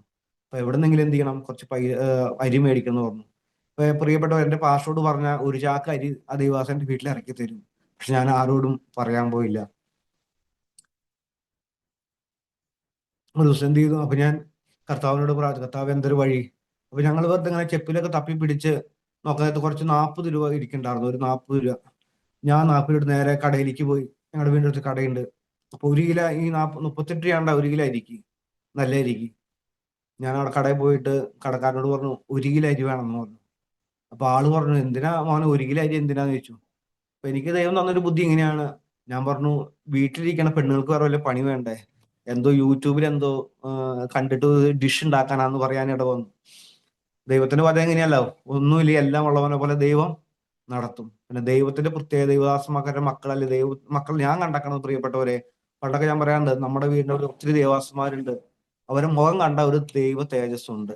അവർ വീട്ടിൽ ചിലപ്പോൾ കഞ്ഞിയാണെങ്കിൽ അവരുടെ മുഖത്തുണ്ട് ഒരു ദൈവ തേജസ് ഉണ്ട്. ഞാൻ ഈ കടക്കാരനോട് പറഞ്ഞു, വീട്ടിലെ പെണ്ണുങ്ങൾക്ക് വേറെ പണി വേണ്ടേ, എന്തോ ഡിഷ് ഉണ്ടാക്കാനാന്ന് പറഞ്ഞു 1 കിലോ അരി മേടിച്ചുകൊണ്ട് വന്നു, വീട്ടിൽ വന്നു. അത് കഴിഞ്ഞിട്ട് മോൾക്ക് മാത്രം എന്ത് ചെയ്തു, അത് വേവിച്ചു കൊടുത്തു. അത് കുറച്ച് ദിവസം 2 ദിവസം എന്ത് ചെയ്ത് പോയി. അത് തീരാറായപ്പോ ദൈവം ഒന്നും അത്ഭുതവും ചെയ്തില്ല. അത് കഴിഞ്ഞ് 2 ദിവസം കഴിയാറായപ്പോൾ വീണ്ടും വൈഫ് പറഞ്ഞു, ചേട്ടാ ഈ അരി കഴിയാറായി എന്ന് പറഞ്ഞു. അപ്പൊ നമുക്ക് ദൈവത്തോട് പ്രാർത്ഥിക്കാന്ന് പറഞ്ഞു. അത് കഴിഞ്ഞ് കുറച്ച് ദിവസം കഴിഞ്ഞപ്പോ കർത്താവിന്റെ കൃപയാൽ അമ്മയ്ക്ക് എന്ത് ചെയ്തു, പെൻഷൻ കിട്ടാനിട വന്നു. അതങ്ങനെ അരി മേടിച്ച് അത് കിട്ടുന്നു. വീണ്ടും കുറച്ച് നാൾ കഴിഞ്ഞ് പ്രിയപ്പെട്ടവരെ, ബൈബിൾ കോളേജിൽ പോകുന്ന സമയത്ത് എന്റെ വീട്ടില് അന്ന് TV ഇല്ല. അന്ന് ഇങ്ങനെ വീഡിയോ കാണുന്ന മൊബൈലൊന്നും ഇല്ല, ഒരു ചെറിയ മൊബൈൽ എൻ്റെ ഉള്ളൂ. അപ്പൊ ഞാൻ ഒരു ദിവസം ബൈബിൾ കോളേജ് സമയത്ത് എന്റെ കൂട്ടുകാരൻ സ്നേഹിതൻ ലിജോ പാസ്റ്റർ മോഹൻ എന്റെ വീട്ടിൽ വന്നിട്ട് എന്റെ മോളനെ എന്ത് ചെയ്തു, എന്റെ കൂട്ടുകാരന്റെ വീട്ടിലേക്ക് കൊണ്ടുപോയി. അപ്പൊ അവന്റെ വീട്ടിൽ വലിയ TV ഒക്കെ ഉണ്ട്. എന്റെ മോളെ തിരിച്ച് വീട്ടിൽ കൊണ്ടുപോയാക്കി. ഞാൻ ബൈബിൾ കോളേജിൽ പോയിട്ട് തിരിച്ചു വരുന്ന സമയത്ത് എന്റെ മൂത്ത മോൾ അക്സ എന്ത് ചെയ്തു, എന്നോട് പറഞ്ഞു, പപ്പ പപ്പ സെറ്റിൽ ഇരിക്കാൻ പറഞ്ഞു. ഞാൻ സെറ്റിൽ ഇരുന്നു. ആ സമയത്ത് എന്റെ കൊച്ചൊരു ക്രയോൺസ് എടുത്ത് ചുമരുമ ഒരു കല്ല് ഇങ്ങനെ വരച്ചിട്ട് പറഞ്ഞു, കുറെ വരകൾ ഇങ്ങനെ വരച്ചു കൂട്ടി. ഇത് പറഞ്ഞു, പപ്പ നമ്മുടെ TV അത് പപ്പ എന്ന് പറഞ്ഞു. ഇത് പറഞ്ഞു, ഡോറ ഓടണു, ബുജ്ജി ഓടണം എന്നൊക്കെ പറഞ്ഞു. കൊച്ചു ഭയങ്കര സന്തോഷത്തോടെ എന്ത് ചെയ്യാ, ഇങ്ങനെ പറയാ. പക്ഷെ അത് കേട്ടിട്ട് എനിക്ക് സന്തോഷിക്കാൻ കഴിഞ്ഞില്ല. ഞാൻ നേരെ അവിടുന്ന് എഴുന്നേറ്റ് റൂമിലേക്ക് പോയി. നേരെ മുട്ടുകുത്തിയിട്ട് പറഞ്ഞു, കർത്താവേ, എന്റെ ബാല്യത്തിലും ഒന്നുമില്ല, എന്റെ കുഞ്ഞുങ്ങൾക്കും ഒന്നുമില്ല എന്ന് പിറുപിറുക്കലല്ല, ഒരു വിഷമത്തോട് ദൈവത്തോട് പ്രാർത്ഥിക്കാൻ ഇട വന്നു. ദൈവത്തിന് വലിയ കരുണ പ്രിയപ്പെട്ടു, ദൈവത്തിന് വലിയ കൃപ എന്ന് പറയാം. ഒരു 2 ആഴ്ചക്കുള്ളില് ഒരു 2 മൊബൈൽ കർത്താവ് എന്ത് ചെയ്തു, എനിക്ക് തരുവാനിട വന്നു. ഞാൻ മൊബൈൽ കിട്ടിയ കാര്യമല്ല, മറിച്ച് നമ്മുടെ ഹൃദയം നുറുങ്ങും പറയുന്ന ഒരു ദൈവമുണ്ട്. അത് കർത്താവ് യേശു ക്രിസ്തു മാത്രമാണെന്ന് എന്റെ അനുഭവത്തിൽ വിളിച്ചു പറയാൻ എനിക്ക് കഴിയും പ്രിയപ്പെട്ടവരെ. അത് കഴിഞ്ഞ് ആ വിഷയം കഴിഞ്ഞു. കുറച്ച് നാൾ കഴിഞ്ഞപ്പോ എന്റെ രണ്ടാമത്തെ കുഞ്ഞ് പ്രഗ്നന്റായിരിക്കുക. ഡോക്ടറെ അടുത്ത് പോകാനൊന്നും ഫീസില്ല. അപ്പൊ കാണിക്കേണ്ട ചെക്കപ്പിന്റെ ഡേറ്റും കഴിഞ്ഞു, എല്ലാ ഡേറ്റും കഴിഞ്ഞു. ഓരോ ദിവസം കൂടുന്തോറും അത് വിഷയമാവും, തീരും. അപ്പൊ എന്റെ വൈഫ് പറഞ്ഞു, ചേട്ടായി നമുക്ക് ഇന്നെങ്കിലും എന്ത് ചെയ്യണം, കാരണം ഡോക്ടർ പറഞ്ഞ ഡേറ്റും കഴിഞ്ഞ് 2 ആഴ്ചയും കഴിഞ്ഞു. കൊച്ച് കൊച്ചിന്റെ എന്താ ജീവിതത്തിന്റെ കാര്യം അല്ലെ, കൊച്ചിന്റെ വളർച്ചയൊക്കെ തിരിച്ചറിയാൻ ചെക്കപ്പ് ഒക്കെ ചെയ്യണം എന്നൊക്കെ പറഞ്ഞു. അപ്പൊ എനിക്ക് കാണിക്കാൻ എൻ്റെ പൈസ ഇല്ല. അപ്പൊ ഞാൻ എന്ത് ചെയ്യുന്നു വെച്ച് കഴിഞ്ഞാൽ, ബൈബിൾ കോളേജ് 4 മണിക്കാണ് കഴിയും. പക്ഷെ കഴിഞ്ഞാൽ ഞാൻ അവിടെ തന്നെ ഇരിക്കും, ഏതെങ്കിലും ബുക്കുകളൊക്കെ വായിച്ച് എന്ത് ചെയ്യും, ഞാൻ ലൈബ്രറിയിൽ ഇരിക്കും. കാരണം നേരത്തെ ചെന്ന് എന്ത് ചെയ്യണം, എവിടെന്നെങ്കിലും കടം മേടിച്ച് പോകേണ്ടി വരും. അതുകൊണ്ട് കടം മേടിക്കാൻ പ്രയാസമായതുകൊണ്ട് എന്ത് ചെയ്യില്ല, ഞാൻ അവിടെ ഇരിക്കും. അങ്ങനെ പരമാവധി നേരം വൈകിട്ട് ഞാൻ വീട്ടിൽ ചെല്ലും. അപ്പൊ രാത്രിയായി പിന്നെ കാണാൻ പോകാൻ പറ്റില്ല. ഓരോ ദിവസം അങ്ങനെ. ഒരു ദിവസം വൈഫ് പറഞ്ഞു, ചേട്ടായി ഇന്ന് എന്തായാലും എന്ത് ചെയ്യണം, ഡോക്ടറെ അടുത്ത് പോയേ പറ്റൂ, അത്രയ്ക്ക് ഡേറ്റ് കഴിഞ്ഞു പോയി എന്ന് പറഞ്ഞു. അപ്പൊ എന്തായാലും നമുക്ക് പറഞ്ഞു, ആ ദൈവം എന്തെങ്കിലുമൊക്കെ വഴി ഒരുക്കും എന്ന് പറഞ്ഞ് ബൈബിൾ കോളേജിൽ പോയി. വൈകുന്നേരമായിട്ടും വഴിയും തുറന്നില്ല. അപ്പോൾ എനിക്ക് നേരെ വീട്ടിൽ ചില പ്രയാസം, കാരണം ചെന്ന എന്തായാലും വൈഫിനെ ഡോക്ടർ ചെക്കപ്പിന് പോകണം. അപ്പൊ ഞാൻ ലൈബ്രറിയിൽ ഇരിക്കുക സമയത്ത് ഒരു ബുക്ക്, വെറുതെ ഒരു ബുക്ക് എന്ത് ചെയ്തു, ഞാൻ എടുത്ത് ഇങ്ങനെ വായിച്ചു. അതിനകത്തൊരു ഒരാളുടെ സാക്ഷിയാണ് ആ ബുക്കിൽ. ഇങ്ങനെ വേറൊന്നല്ല, ഒരു ദേവാസനം കുടുംബമാണ് വളരെ പട്ടിണിയിലൂടെ കടന്നു പോകുക. അപ്പൊ ഉപവാസമാണ്. ചർച്ച പാസ്റ്ററും കുടുംബം 2 മക്കളാണുള്ളത്, കുടുംബമായിട്ട് ഉപവാസമാണ്. അപ്പൊ ഈ 2 മക്കൾ, ഇളയ മോൻ ഈ അപ്പനോട് ചോദിക്കുന്ന ചോദ്യം ഇങ്ങനെയാണ്, പപ്പ നമ്മുടെ ഉപവാസം കഴിഞ്ഞാലും വീണ്ടും നമുക്ക് ഉപവാസം തന്നെയാലേ എന്ന് പറഞ്ഞു. കാരണം ആ ദൈവദാസന്റെ വീട്ടിൽ എന്തില്ല, ഒന്നുമില്ല. അപ്പൊ ഈ ദൈവദാസൻ പറഞ്ഞ ഒറ്റ കാര്യമുള്ളൂ, ഏലിയാവിനെ ദൈവം കാക്കയെ കരുതിയ പോലെ എന്ത് ചെയ്യും, നമുക്ക് കരുതും എന്നൊരു സാക്ഷ്യമാണ് അതിനകത്ത് ബുക്കിലുള്ളത്. അപ്പൊ ആ ഒരു ഈ പിതാവ് ആ മകനോട് പറയാണ്, ഏലിയാവിനെ കരുതി ദൈവം നമ്മളെയും കരുതും, കാക്കയെ കൊണ്ട് ദൈവം നമുക്ക് അപ്പം തരും എന്ന് എന്ത് ചെയ്യാം മകനോട് പറഞ്ഞു. അത് കഴിഞ്ഞ് കുറച്ച് കഴിഞ്ഞപ്പോ എന്ത് ചെയ്തു, നല്ല മഞ്ഞ് പെയ്യാൻ തുടങ്ങി അവിടെ. ആ സമയത്ത് ഈ അപ്പം പോയിട്ട് വാതിലും ജനലൊക്കെ അടച്ചു. ഇത് അടയ്ക്കണ കണ്ടപ്പോ ഇളയ മോൻ ചോദിച്ചു, അപ്പ ഇങ്ങനെ ജനലും വാതിലൊക്കെ അടച്ച കാക്ക എങ്ങനെ നമുക്ക് അപ്പം കൊണ്ടുവരും എന്ന് ചോദിച്ചു. അത് കഴിഞ്ഞ് പറഞ്ഞു അത് ദൈവം കരുതിക്കോളും എന്ന് പറഞ്ഞു. ഇത് കഴിഞ്ഞ് കുറച്ച് കഴിഞ്ഞപ്പോ എന്ത് ചെയ്തു, അവരുടെ ഡോറിൽ ആരും മുട്ടുന്ന സൗണ്ട് കേട്ട് ഈ ദൈവാസം ഡോർ തുറന്നപ്പോ അന്ന് മാർക്കറ്റിലേക്ക് ഈ ഗോതമ്പ് പൊടി കൊണ്ട് പോയ ആൾക്കാർ എന്ത് ചെയ്തു, ആ സമയത്ത് അപ്പോഴാണ് മഞ്ഞു മഴ പെയ്യുന്നത്. ആ സമയത്ത് മാർക്കറ്റിൽ എത്തില്ല, അത് നാശമായിപ്പോ എന്ന് കരുതി എന്ത് ചെയ്തു, ആ വീട്ടിലെത്തിയപ്പോ എന്ത് ചെയ്തു, ആ സഹോദര ദേവാസനോട് പറഞ്ഞു, ദേവാസന ഇത് മാർക്കറ്റിൽ എത്തില്ല, അതിന് മുമ്പ് എന്ത് ചെയ്യും, മഴ പെയ്യുന്ന നനഞ്ഞു പോകും, അതുകൊണ്ട് നിങ്ങൾ എന്ത് ചെയ്യുക, ഒരു ചാക്ക് ഈ ഗോതമ്പ് പൊടി എടുത്തോളാൻ പറഞ്ഞു. അപ്പൊ ദൈവം അവർക്ക് വേണ്ടി അത്ഭുതം ചെയ്ത സാക്ഷി ഞാൻ വായിച്ചു. അത് വായിച്ചപ്പോ എന്റെ മനസ്സിൽ, കർത്താവേ എനിക്ക് വേണ്ടി നിങ്ങൾ ചെയ്യുമോ? ഞാൻ പറഞ്ഞു, കർത്താവേ വേറൊന്നുമല്ല, എന്റെ വൈഫിനെ എന്ത് ചെയ്യണം, ഒന്ന് ചെക്കപ്പിന് കൊണ്ടുപോകാൻ ഒരു വഴി കർത്താവ് തുറക്കും. ദൈവത്തോട് പ്രാർത്ഥിക്കാൻ ഇട വന്നു. ഞാൻ പ്രാർത്ഥിച്ചെന്റെ വീട്ടിലേക്ക് ചെന്നു. പ്രിയപ്പെട്ടവരെ, ദൈവത്തിന്റെ വലിയ കരുണ. ഞാൻ വീട്ടിൽ ചെന്ന് എന്റെ റൂമിലേക്ക് കയറി ഞാൻ വാച്ചൂരി ഷെൽഫിൽ വെക്കുമ്പോ 2 500 നോട്ട് ഷെൽഫിൽ ഇരിക്കുന്നുണ്ട്. അപ്പൊ ഞാൻ ചോദിച്ചത് ആരാന്നല്ലോ. അപ്പൊ ഒരു ദൈവദാസൻ വന്നിട്ടുണ്ടായിരുന്നു. ദൈവദാസൻ വന്നിട്ട് പറഞ്ഞു, ഇത് ആ ദൈവദാസന് കൊടുക്കാൻ പറഞ്ഞിട്ട് പോയി എന്ന് പറയാനിട വന്നു. ഒറ്റുള്ളൂ പ്രിയപ്പെട്ടവർ, ഞാൻ പറഞ്ഞിട്ടുള്ളൂ, കർത്താവിലേക്ക് അറിഞ്ഞിട്ട് എന്റെ വേദനകൾ ദൈവം എന്ത് ചെയ്യുന്നുണ്ട്, അതിനുള്ള മറുപടി സ്വർഗത്തിൽ ദൈവം അപ്പൊ എനിക്ക് വേണ്ടി ചെയ്യുന്നുണ്ട്. പ്രിയപ്പെട്ടവർ, ദൈവം അതുപോലെ വഴി തുറന്നു. അങ്ങനെ ബൈബിൾ കോളേജിൽ പഠിക്കാൻ തുടങ്ങി. അങ്ങനെ പഠിച്ച് കഴിയാറായി. അപ്പൊ എനിക്ക് ഈ തുടക്കത്തിലൊന്നും എനിക്ക് വലിയ ഇൻട്രസ്റ്റ് ഉണ്ടായിരുന്നില്ല. പക്ഷെ കുറച്ച് കഴിഞ്ഞപ്പോ എനിക്ക് തോന്നി, എനിക്ക് പഠിച്ചെന്ത് ചെയ്യണം, നല്ലൊരു പാസ്റ്റർ ആവണം. എനിക്ക് വെള്ള ഷർട്ടും കറുത്ത പാൻറ്റൊക്കെ ഇട്ട് എന്ത് ചെയ്യണം, എന്റെ പാസ്റ്റർ പ്രസംഗിക്കണ പോലെ എനിക്ക് അനേകരോട് എന്ത് ചെയ്യണം, സുവിശേഷം പറഞ്ഞു ഭയങ്കര ആഗ്രഹമായി. പിന്നെ ഞാൻ എന്ത് ചെയ്യും, അതിനെ നന്നായിട്ട് പഠിക്കാനൊക്കെ തുടങ്ങി. എനിക്ക് ഭയങ്കര ആഗ്രഹമായി. പിന്നെ പാസ്റ്റായ തീരുന്ന എന്റെ മനസ്സിൽ എന്ത് ചെയ്യാം, അതുപോലെ ഇന്ന് പഠിക്കുക. അതിന്റെ ഇടയിൽ എന്ത് ചെയ്യാം, ഒത്തിരി സാമ്പത്തിക വിഷയങ്ങളൊക്കെ കടന്നു പോകണ്ടെങ്കിലും അതൊന്നും ഞാൻ കാര്യമാക്കിയില്ല. ദൈവം എനിക്ക് വേണ്ടത് എന്ത് ചെയ്യാം, തുറന്നു തന്നു തുടങ്ങി. ഇങ്ങനെ ലാസ്റ്റ് എന്ത് ചെയ്തു, അതിനെ പഠിച്ച് പൂർത്തീകരിക്കുന്ന സമയത്താണ് നമ്മുടെ കൊറോണ തുടങ്ങുന്നത്. എന്റെ ഗ്രാജുവേഷൻ സമയത്താണ് എന്ത് ചെയ്യുക, കൊറോണ സ്റ്റാർട്ട് ചെയ്യുന്നത്. പണ്ടത്തെ ആൾക്കാർ പറയുന്ന പോലെ ഈ അത്തിക്ക പഴുത്തപ്പോ കാക്കയ്ക്ക് വായ്പുണ്ണ് വന്നു പറഞ്ഞ പോലെ എന്റെ അവസ്ഥ. വളരെ ഒരു ഇൻട്രസ്റ്റ് ഉണ്ടായിരുന്നില്ല കർത്താവിന്റെ വേലയ്ക്ക് ഇറങ്ങാൻ. കർത്താവിന്റെ വേലയ്ക്ക് ഇറങ്ങിയപ്പോ ഭയങ്കര ആവേശമായി. എന്ത് ചെയ്യണം, കർത്താവിനെ കുറിച്ച് പറയാനും പ്രസംഗിക്കാനും ഭയങ്കര. പക്ഷെ എന്റെ ഗ്രാജുവേഷൻ സമയത്ത് എന്ത് ചെയ്തു, ഈ കൊറോണ സ്റ്റാർട്ട് ചെയ്യാൻ തുടങ്ങി. അപ്പൊ എനിക്ക് ഭയങ്കര പ്രയാസമായി. ഞാൻ കർത്താവിനോട് പറഞ്ഞു, കർത്താവേ ഞാൻ ഒരു കാര്യത്തിന് വെച്ചാൽ അതൊന്നും പരാജയപ്പെടുക, ഈ കർത്താവിന്റെ വേലയോട് ബന്ധിച്ച് എന്ത് ചെയ്യുക, അത് പരാജയത്തിലേക്കാണല്ലോ കർത്താവെ നീ എന്നെ കൊണ്ടുവന്ന് പറയാനിട വന്നു. ഈ സമയത്ത് കർത്താവായ യേശു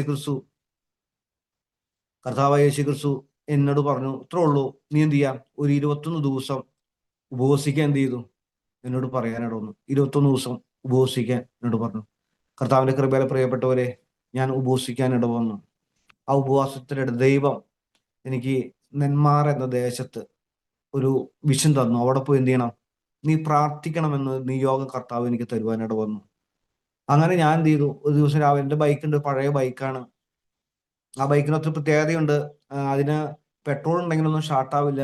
ആ ബൈക്ക് വിചാരിച്ചാൽ തന്നെ എന്ത് ഉള്ളൂ, ആ ഷാർട്ട്. പക്ഷെ ദൈവവിളി കേട്ട് ഞാൻ എന്ത് ചെയ്തു, ആ ദേശത്ത് പോയി പ്രാർത്ഥിക്കുകയും ആഴ്ചകൾ എന്ത് ചെയ്യുക, പ്രാർത്ഥിച്ചു പോരൊക്കെ ചെയ്തു. പക്ഷെ അപ്പോഴും എനിക്ക് എന്ത് ചെയ്യാൻ പറ്റുന്നില്ല, ഒരു പാസ്റ്റായിട്ട് ഇരിക്കാനോ ഒന്നും എനിക്ക് പറ്റുന്നില്ല.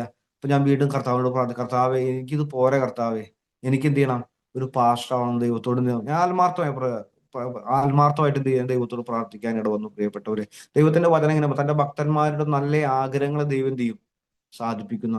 വീണ്ടും ഞാൻ ഉപവസിക്കാൻ ഇട വന്നു. ആ സമയത്താണ് ഞങ്ങളുടെ ഷാരോൺ ഫെലോഷിപ്പിൽ ഒരു മീറ്റിംഗിലേക്ക് ഒരു കൂട്ടായ്മയിലേക്ക് എന്നെ വിളിച്ചു. ഷാജി പാസ്റ്റർ, ഞങ്ങൾ സെൻട്രൽ പാസ്റ്റർ ആയിരുന്ന ഷാജി പാസ്റ്റർ എന്നെ വിളിച്ചു, ആ മീറ്റിംഗിലേക്ക് വരാൻ പറഞ്ഞു. അങ്ങനെ ഞങ്ങളുടെ തൃശ്ശൂർ ഏനമാവിലുള്ള അവിടെ വെച്ചിട്ട് എന്നോട് പറഞ്ഞു, രാധാകൃഷ്ണൻ സഹോദര അലിയ ദേവാസനെ, നിങ്ങൾ എന്ത് ചെയ്യുക, പട്ടിക്കാടുള്ള തൃശ്ശൂർ പട്ടിക്കാടുള്ള ഒരു ചർച്ചിന്റെ പാസ്റ്റായിട്ട് എന്ത് ചെയ്യുക, ഞങ്ങൾ എന്ത് ചെയ്യുക, നിയമിക്കാന്ന് പറയാനിട വന്നു. എന്നെ കേൾക്കുന്ന പ്രിയപ്പെട്ടവർ, എന്റെ കർത്താവിനെ അറിഞ്ഞിട്ട് ഇതുവരെ പ്രിയപ്പെട്ടവരെ, നന്മ എന്ന് പറഞ്ഞാൽ ഭൗതികമല്ല, എന്റെ ഏത് ആഗ്രഹങ്ങളാണോ അതൊക്കെ സ്വർഗത്തിൽ ദൈവം എന്തിട്ട് നന്നായി നടത്തുവാനിട വന്നു. ഒരു യോഗ്യതയില്ല പ്രിയ, പക്ഷെ എന്റെ കണ്ണുനീരിന്റെ കർത്താവ് ഇന്നും വരെ എന്തില്ല, മറികടന്നിട്ടില്ല. അങ്ങനെ 2021 ആ കൊറോണ സമയത്താണ് പ്രിയപ്പെട്ടവർ, എങ്കിലും ആരാധനകൾ എന്തില്ല, മുടങ്ങാനുള്ള സമയങ്ങളൊക്കെയാണ്. എങ്കിലും കർത്താവ് എന്ത് ചെയ്തു, എന്നൊരു സഭയുടെ പാസ്റ്റായിട്ട് കർത്താവ് എന്ത് ചെയ്തു, നിയമിക്കാനിട വന്നു. ഇതിന്റെ ഇടയിൽ പ്രിയപ്പെട്ടവർ, ഞാൻ നെന്മാറയ്ക്ക് പോകും, ഞാൻ പ്രാർത്ഥിക്കാനൊക്കെ പോകും. ഒരു ദിവസം ഇതുപോലെ എന്ത് ചെയ്യുക, പോയി വരുന്ന സമയത്ത് എന്റെ വണ്ടി എന്ത് ചെയ്തു, കംപ്ലൈന്റ് ആയി. വണ്ടി കംപ്ലൈന്റ് ആയിട്ട് ഞങ്ങളുടെ അവിടെ തൃശ്ശൂർ കുതിര എന്ന് പറഞ്ഞ കയറ്റമുണ്ട്, ഭയങ്കര ഇപ്പൊ തുറക്കൊക്കെ ഉണ്ടാക്കി, അന്ന് തുരങ്കൊന്നും ഉണ്ടാക്കില്ല, വലിയ കയറ്റമുള്ള സ്ഥലമാണ് തുരങ്ക്, കുതിര എന്ന് പറയാം സ്ഥലപ്പേര്. ഭയങ്കര കയറ്റമുള്ള അവിടെ വെച്ച് എന്റെ വണ്ടി ഓഫായി പോയി.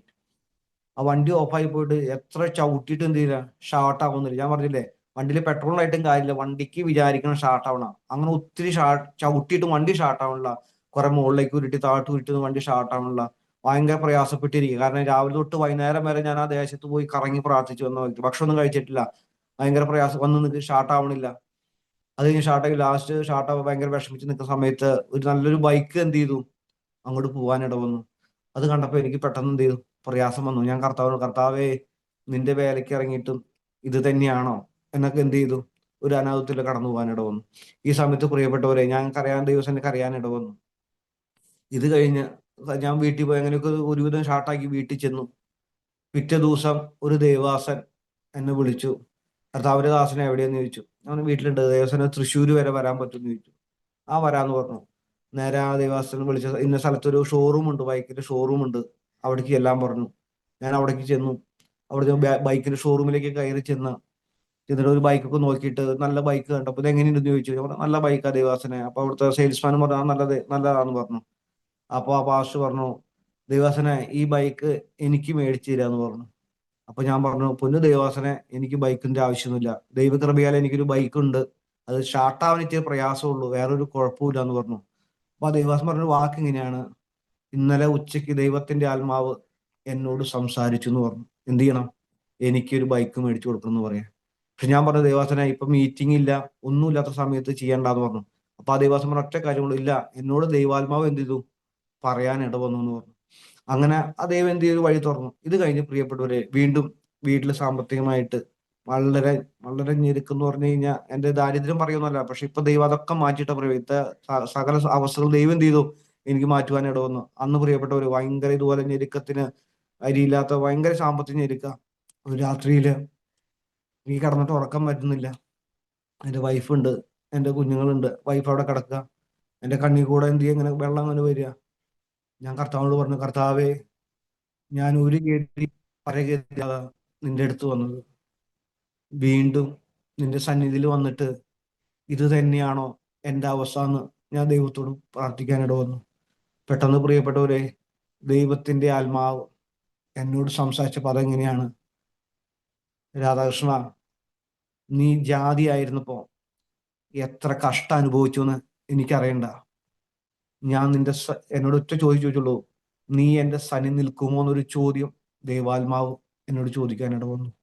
എന്നെ കേൾക്കുന്ന പ്രിയപ്പെട്ടവരെ, അത് കേട്ട് ഞാൻ ചാടി എഴുന്നേറ്റിട്ട് പറഞ്ഞു, കർത്താവേ, ഞാൻ നിൽക്കും കർത്താവേ, ഇതല്ല, ഇതിൽ വലിയ കഷ്ടം വന്നാലും എന്ത് ചെയ്യും, ഞാൻ നിൽക്കുന്നു പറയാനിട വന്നു.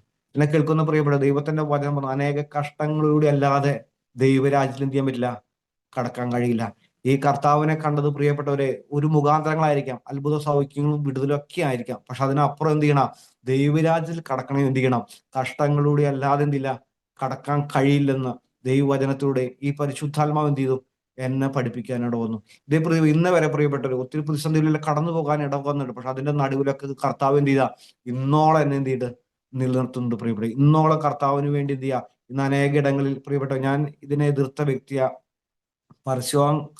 പരസ്യം നടത്തുന്നവരെ പരസ്യമായിട്ട് കളിയാക്കിയ വ്യക്തിയാ, അവരെ പല രീതിയിൽ ഇവിടെ പറയാൻ പറ്റാത്ത വാക്കുകൾ കൊണ്ട് എന്ത് ചെയ്യുക, കളിയാക്കിയ വ്യക്തിയാ. പക്ഷെ കൃപയാൽ പ്രിയപ്പെട്ടവരെ, അനേകയിടങ്ങളിൽ കർത്താവിന്റെ നാമത്തെ ഉയർത്തുവാനല്ല കർത്താവ് കൃപ നൽകിക്കൊണ്ടിരിക്കുന്നു. അനേക സുവിശേഷം പറയുവാനല്ല കർത്താവ് കൃപ നൽകിയിട്ടുണ്ട്. അനേക ഭവനങ്ങൾ വ്യക്തിപരമായിട്ടെല്ലാം സുവിശേഷം പറയാനല്ല കർത്താവ് കൃപ നൽകിയിട്ടുണ്ട്. ഒന്നേ ഉള്ളൂ എനിക്ക് പറയാനുള്ളൂ പ്രിയപ്പെട്ടവരെ, കർത്താവായ യേശുവിൽ വിശ്വസിക്കാൻ തയ്യാറാണെങ്കിൽ പ്രിയപ്പെട്ടവരെ, ആ കുടുംബത്തെ മൊത്തം കർത്താവ് എന്ത് ചെയ്യും, രക്ഷയുടെ അനുഭവത്തിലേക്ക് എത്തിച്ചേരുവാനായിട്ട് വന്നു. കൃപയാൽ പ്രിയപ്പെട്ടവരെ, ഞാനും എൻ്റെ അമ്മയൊക്കെ സ്ഥാനപ്പെടാനായിട്ട് വന്നു. തുടർന്ന് പ്രിയപ്പെട്ടവരെ, എൻ്റെ സഹോദരന്മാരൊക്കെ എന്ത് ചെയ്താ, പ്രാർത്ഥനയിൽ കടന്നു വന്നതാണ്. അല്പമല്ലാത്ത രീതിയിൽ ഇത് പിന്മാറ്റം പോയെങ്കിലും ഞാൻ വിശ്വസിക്കുന്നു പ്രിയപ്പെട്ട, അവരൊക്കെ എന്ത് ചെയ്യും, വരുന്ന ദിനങ്ങളിൽ എന്ത് ചെയ്യും, അവര് പ്രാർത്ഥനയിൽ കടന്നു വരുമെന്ന്. അതുപോലെ ദൈവത്തിന്റെ കൃപയാൽ പ്രിയപ്പെട്ടവർ, ഇന്ന് പട്ടിക്കാട്, തൃശ്ശൂരുള്ള പട്ടിക്കാട് ചർച്ചിന്റെ പാസ്റ്ററായിട്ട് കർത്താവ് എന്ത് ചെയ്യുക, എന്നെ ആക്കി വെച്ചിരിക്കുക. അതുകൊണ്ട് പ്രിയപ്പെട്ട എന്നെ കേൾക്കുന്ന നല്ലവരെ പ്രേക്ഷകരോട്, കർത്താവിൽ വിശ്വസിച്ചാൽ ഒരിക്കലും നഷ്ടമല്ല പ്രിയപ്പെട്ടവരെ. കർത്താവ് നമ്മൾ എന്ത് ചെയ്യും, ധാരാളം അനുഗ്രഹിക്കും. ഏത് അവസ്ഥയിൽ പോയാലും കർത്താവിന്റെ നാമത്തെ മുറുകെ പിടിക്കാൻ തയ്യാറാണെങ്കിൽ, നെഹ്യാവ് പറഞ്ഞൊരു കാര്യം ഇന്നുണ്ട്, സ്വർഗത്തിൽ എനിക്ക് ദൈവമുണ്ട്, അവൻ എന്ത് ചെയ്യും, കാര്യം സാധിപ്പിച്ചു തരും. പ്രിയപ്പെട്ടവരെ, ഇത്രയും നേരം കേട്ട എന്നെ കേട്ട എല്ലാ ഈ അരോമ TV പ്രേക്ഷകർക്കും നന്ദി വന്ദനവും അറിയിക്കുന്നു. വിശേഷാൽ ഇതിനകത്തേക്ക് ക്ഷണിച്ച പ്രിയ ദാനിയൽ ജോൺ പാസ്റ്ററോടുള്ള നന്ദി അറിയിക്കുന്നു. കർത്താവ് എല്ലാവരെയും ധാരാളമായി അനുഗ്രഹിക്കുമാറാകട്ടെ. Amen. Thank you pastor. Amen, amen. Thank you കർത്താവിൻ്റെ ദാസൻ പാസ്റ്റർ രാധാകൃഷ്ണൻ. ദൈവം നടത്തിയ അത്ഭുതകരമായ വഴികൾ ദൈവനാമ മഹത്വത്തിന് വേണ്ടി അരോമ TVയിലെ പ്രേക്ഷകരോടൊപ്പം പങ്കുവയ്ക്കുവാൻ കർത്താവ് കൃപ ചെയ്തത് ഓർത്ത് ഞാൻ ദൈവത്തിന് സ്തോത്രം ചെയ്യുന്നു. ഒരു തികച്ചും വ്യത്യസ്തമായ ഒരു ജീവിതാനുഭവം എന്ന് വേണം പറയാൻ. ബാല്യകാലം അത്ര കൊണ്ട് നല്ലതായിരുന്നില്ല എന്ന് കേട്ടപ്പോൾ കണ്ണിൽ കണ്ണുനീര് നിറയുവാനിടയായി തീർന്നു. കാരണം സമൂഹത്തിൽ അനേക കുടുംബങ്ങളിൽ ഇതൊരു തുടർക്കഥയാണ്. നമ്മൾ വിചാരിക്കും കാലം മാറും, വിദ്യാഭ്യാസവും വിവരവും ഒക്കെ ജനങ്ങൾക്ക് ഉണ്ടാകുമ്പോൾ ഇതിനൊക്കെ ഒരു മാറ്റം വരും എന്ന് നമ്മൾ കരുതി. എന്നാൽ ഇന്നും നമ്മുടെ കണ്ണിന് മുൻപിൽ ചുറ്റുപാടുകളിൽ ഇത് ഒരു സാധാരണ സംഭവമായി മാറിക്കൊണ്ടിരിക്കുന്നു. അനേക കുടുംബങ്ങളിൽ കുഞ്ഞുങ്ങളാണ് ഇതിൻ്റെ ഇരകളായി മാറുന്നത്. അനേക കുഞ്ഞുങ്ങൾ അപ്പനെ ഭയപ്പെട്ട് അല്ലെങ്കിൽ അമ്മയെ ഭയപ്പെട്ട് മാതാപിതാക്കന്മാരുടെ മാതൃകയില്ലാത്ത ജീവിതത്തിൻ്റെ ഇരകളായി മാറിക്കൊണ്ടിരിക്കുന്നു. ഇത് സമൂഹത്തിൽ കുറയുന്നില്ല, കൂടിക്കൊണ്ടിരിക്കുക. ശരിയായ ബോധവൽക്കരണം ഓരോ കുടുംബങ്ങൾക്കും ആവശ്യമാണ്. അപ്പോൾ തന്നെ ഇതിൽ നിന്ന് രക്ഷപ്പെടുവാൻ, കരകയറുവാൻ കർത്താവിൻ്റെ ദാസൻ രാധാകൃഷ്ണന് ദൈവം കൃപ ചെയ്തത് ഓർത്ത് ദൈവത്തിന് സ്തോത്രം ചെയ്യുന്നു. അത് മറ്റൊന്നുമല്ല, ജനിച്ചു വളർന്ന സാഹചര്യമോ പശ്ചാത്തലമോ അവിടെ ഉണ്ടായിരുന്ന സുഹൃത്തുക്കളോ പ്രിയപ്പെട്ടവരോ ആർക്കും തന്നെ രക്ഷപ്പെടുത്താൻ കഴിഞ്ഞില്ല. കർത്താവായ യേശു ക്രിസ്തുവിനെ അറിയുവാനിടയായി തീർന്ന മുഖാന്തരമാണ് ഇന്ന് അനുഭവിക്കുന്ന സമാധാനവും സന്തോഷവും ജീവിതത്തിലേക്ക് വരുവാനിടയായി തീർന്നത്.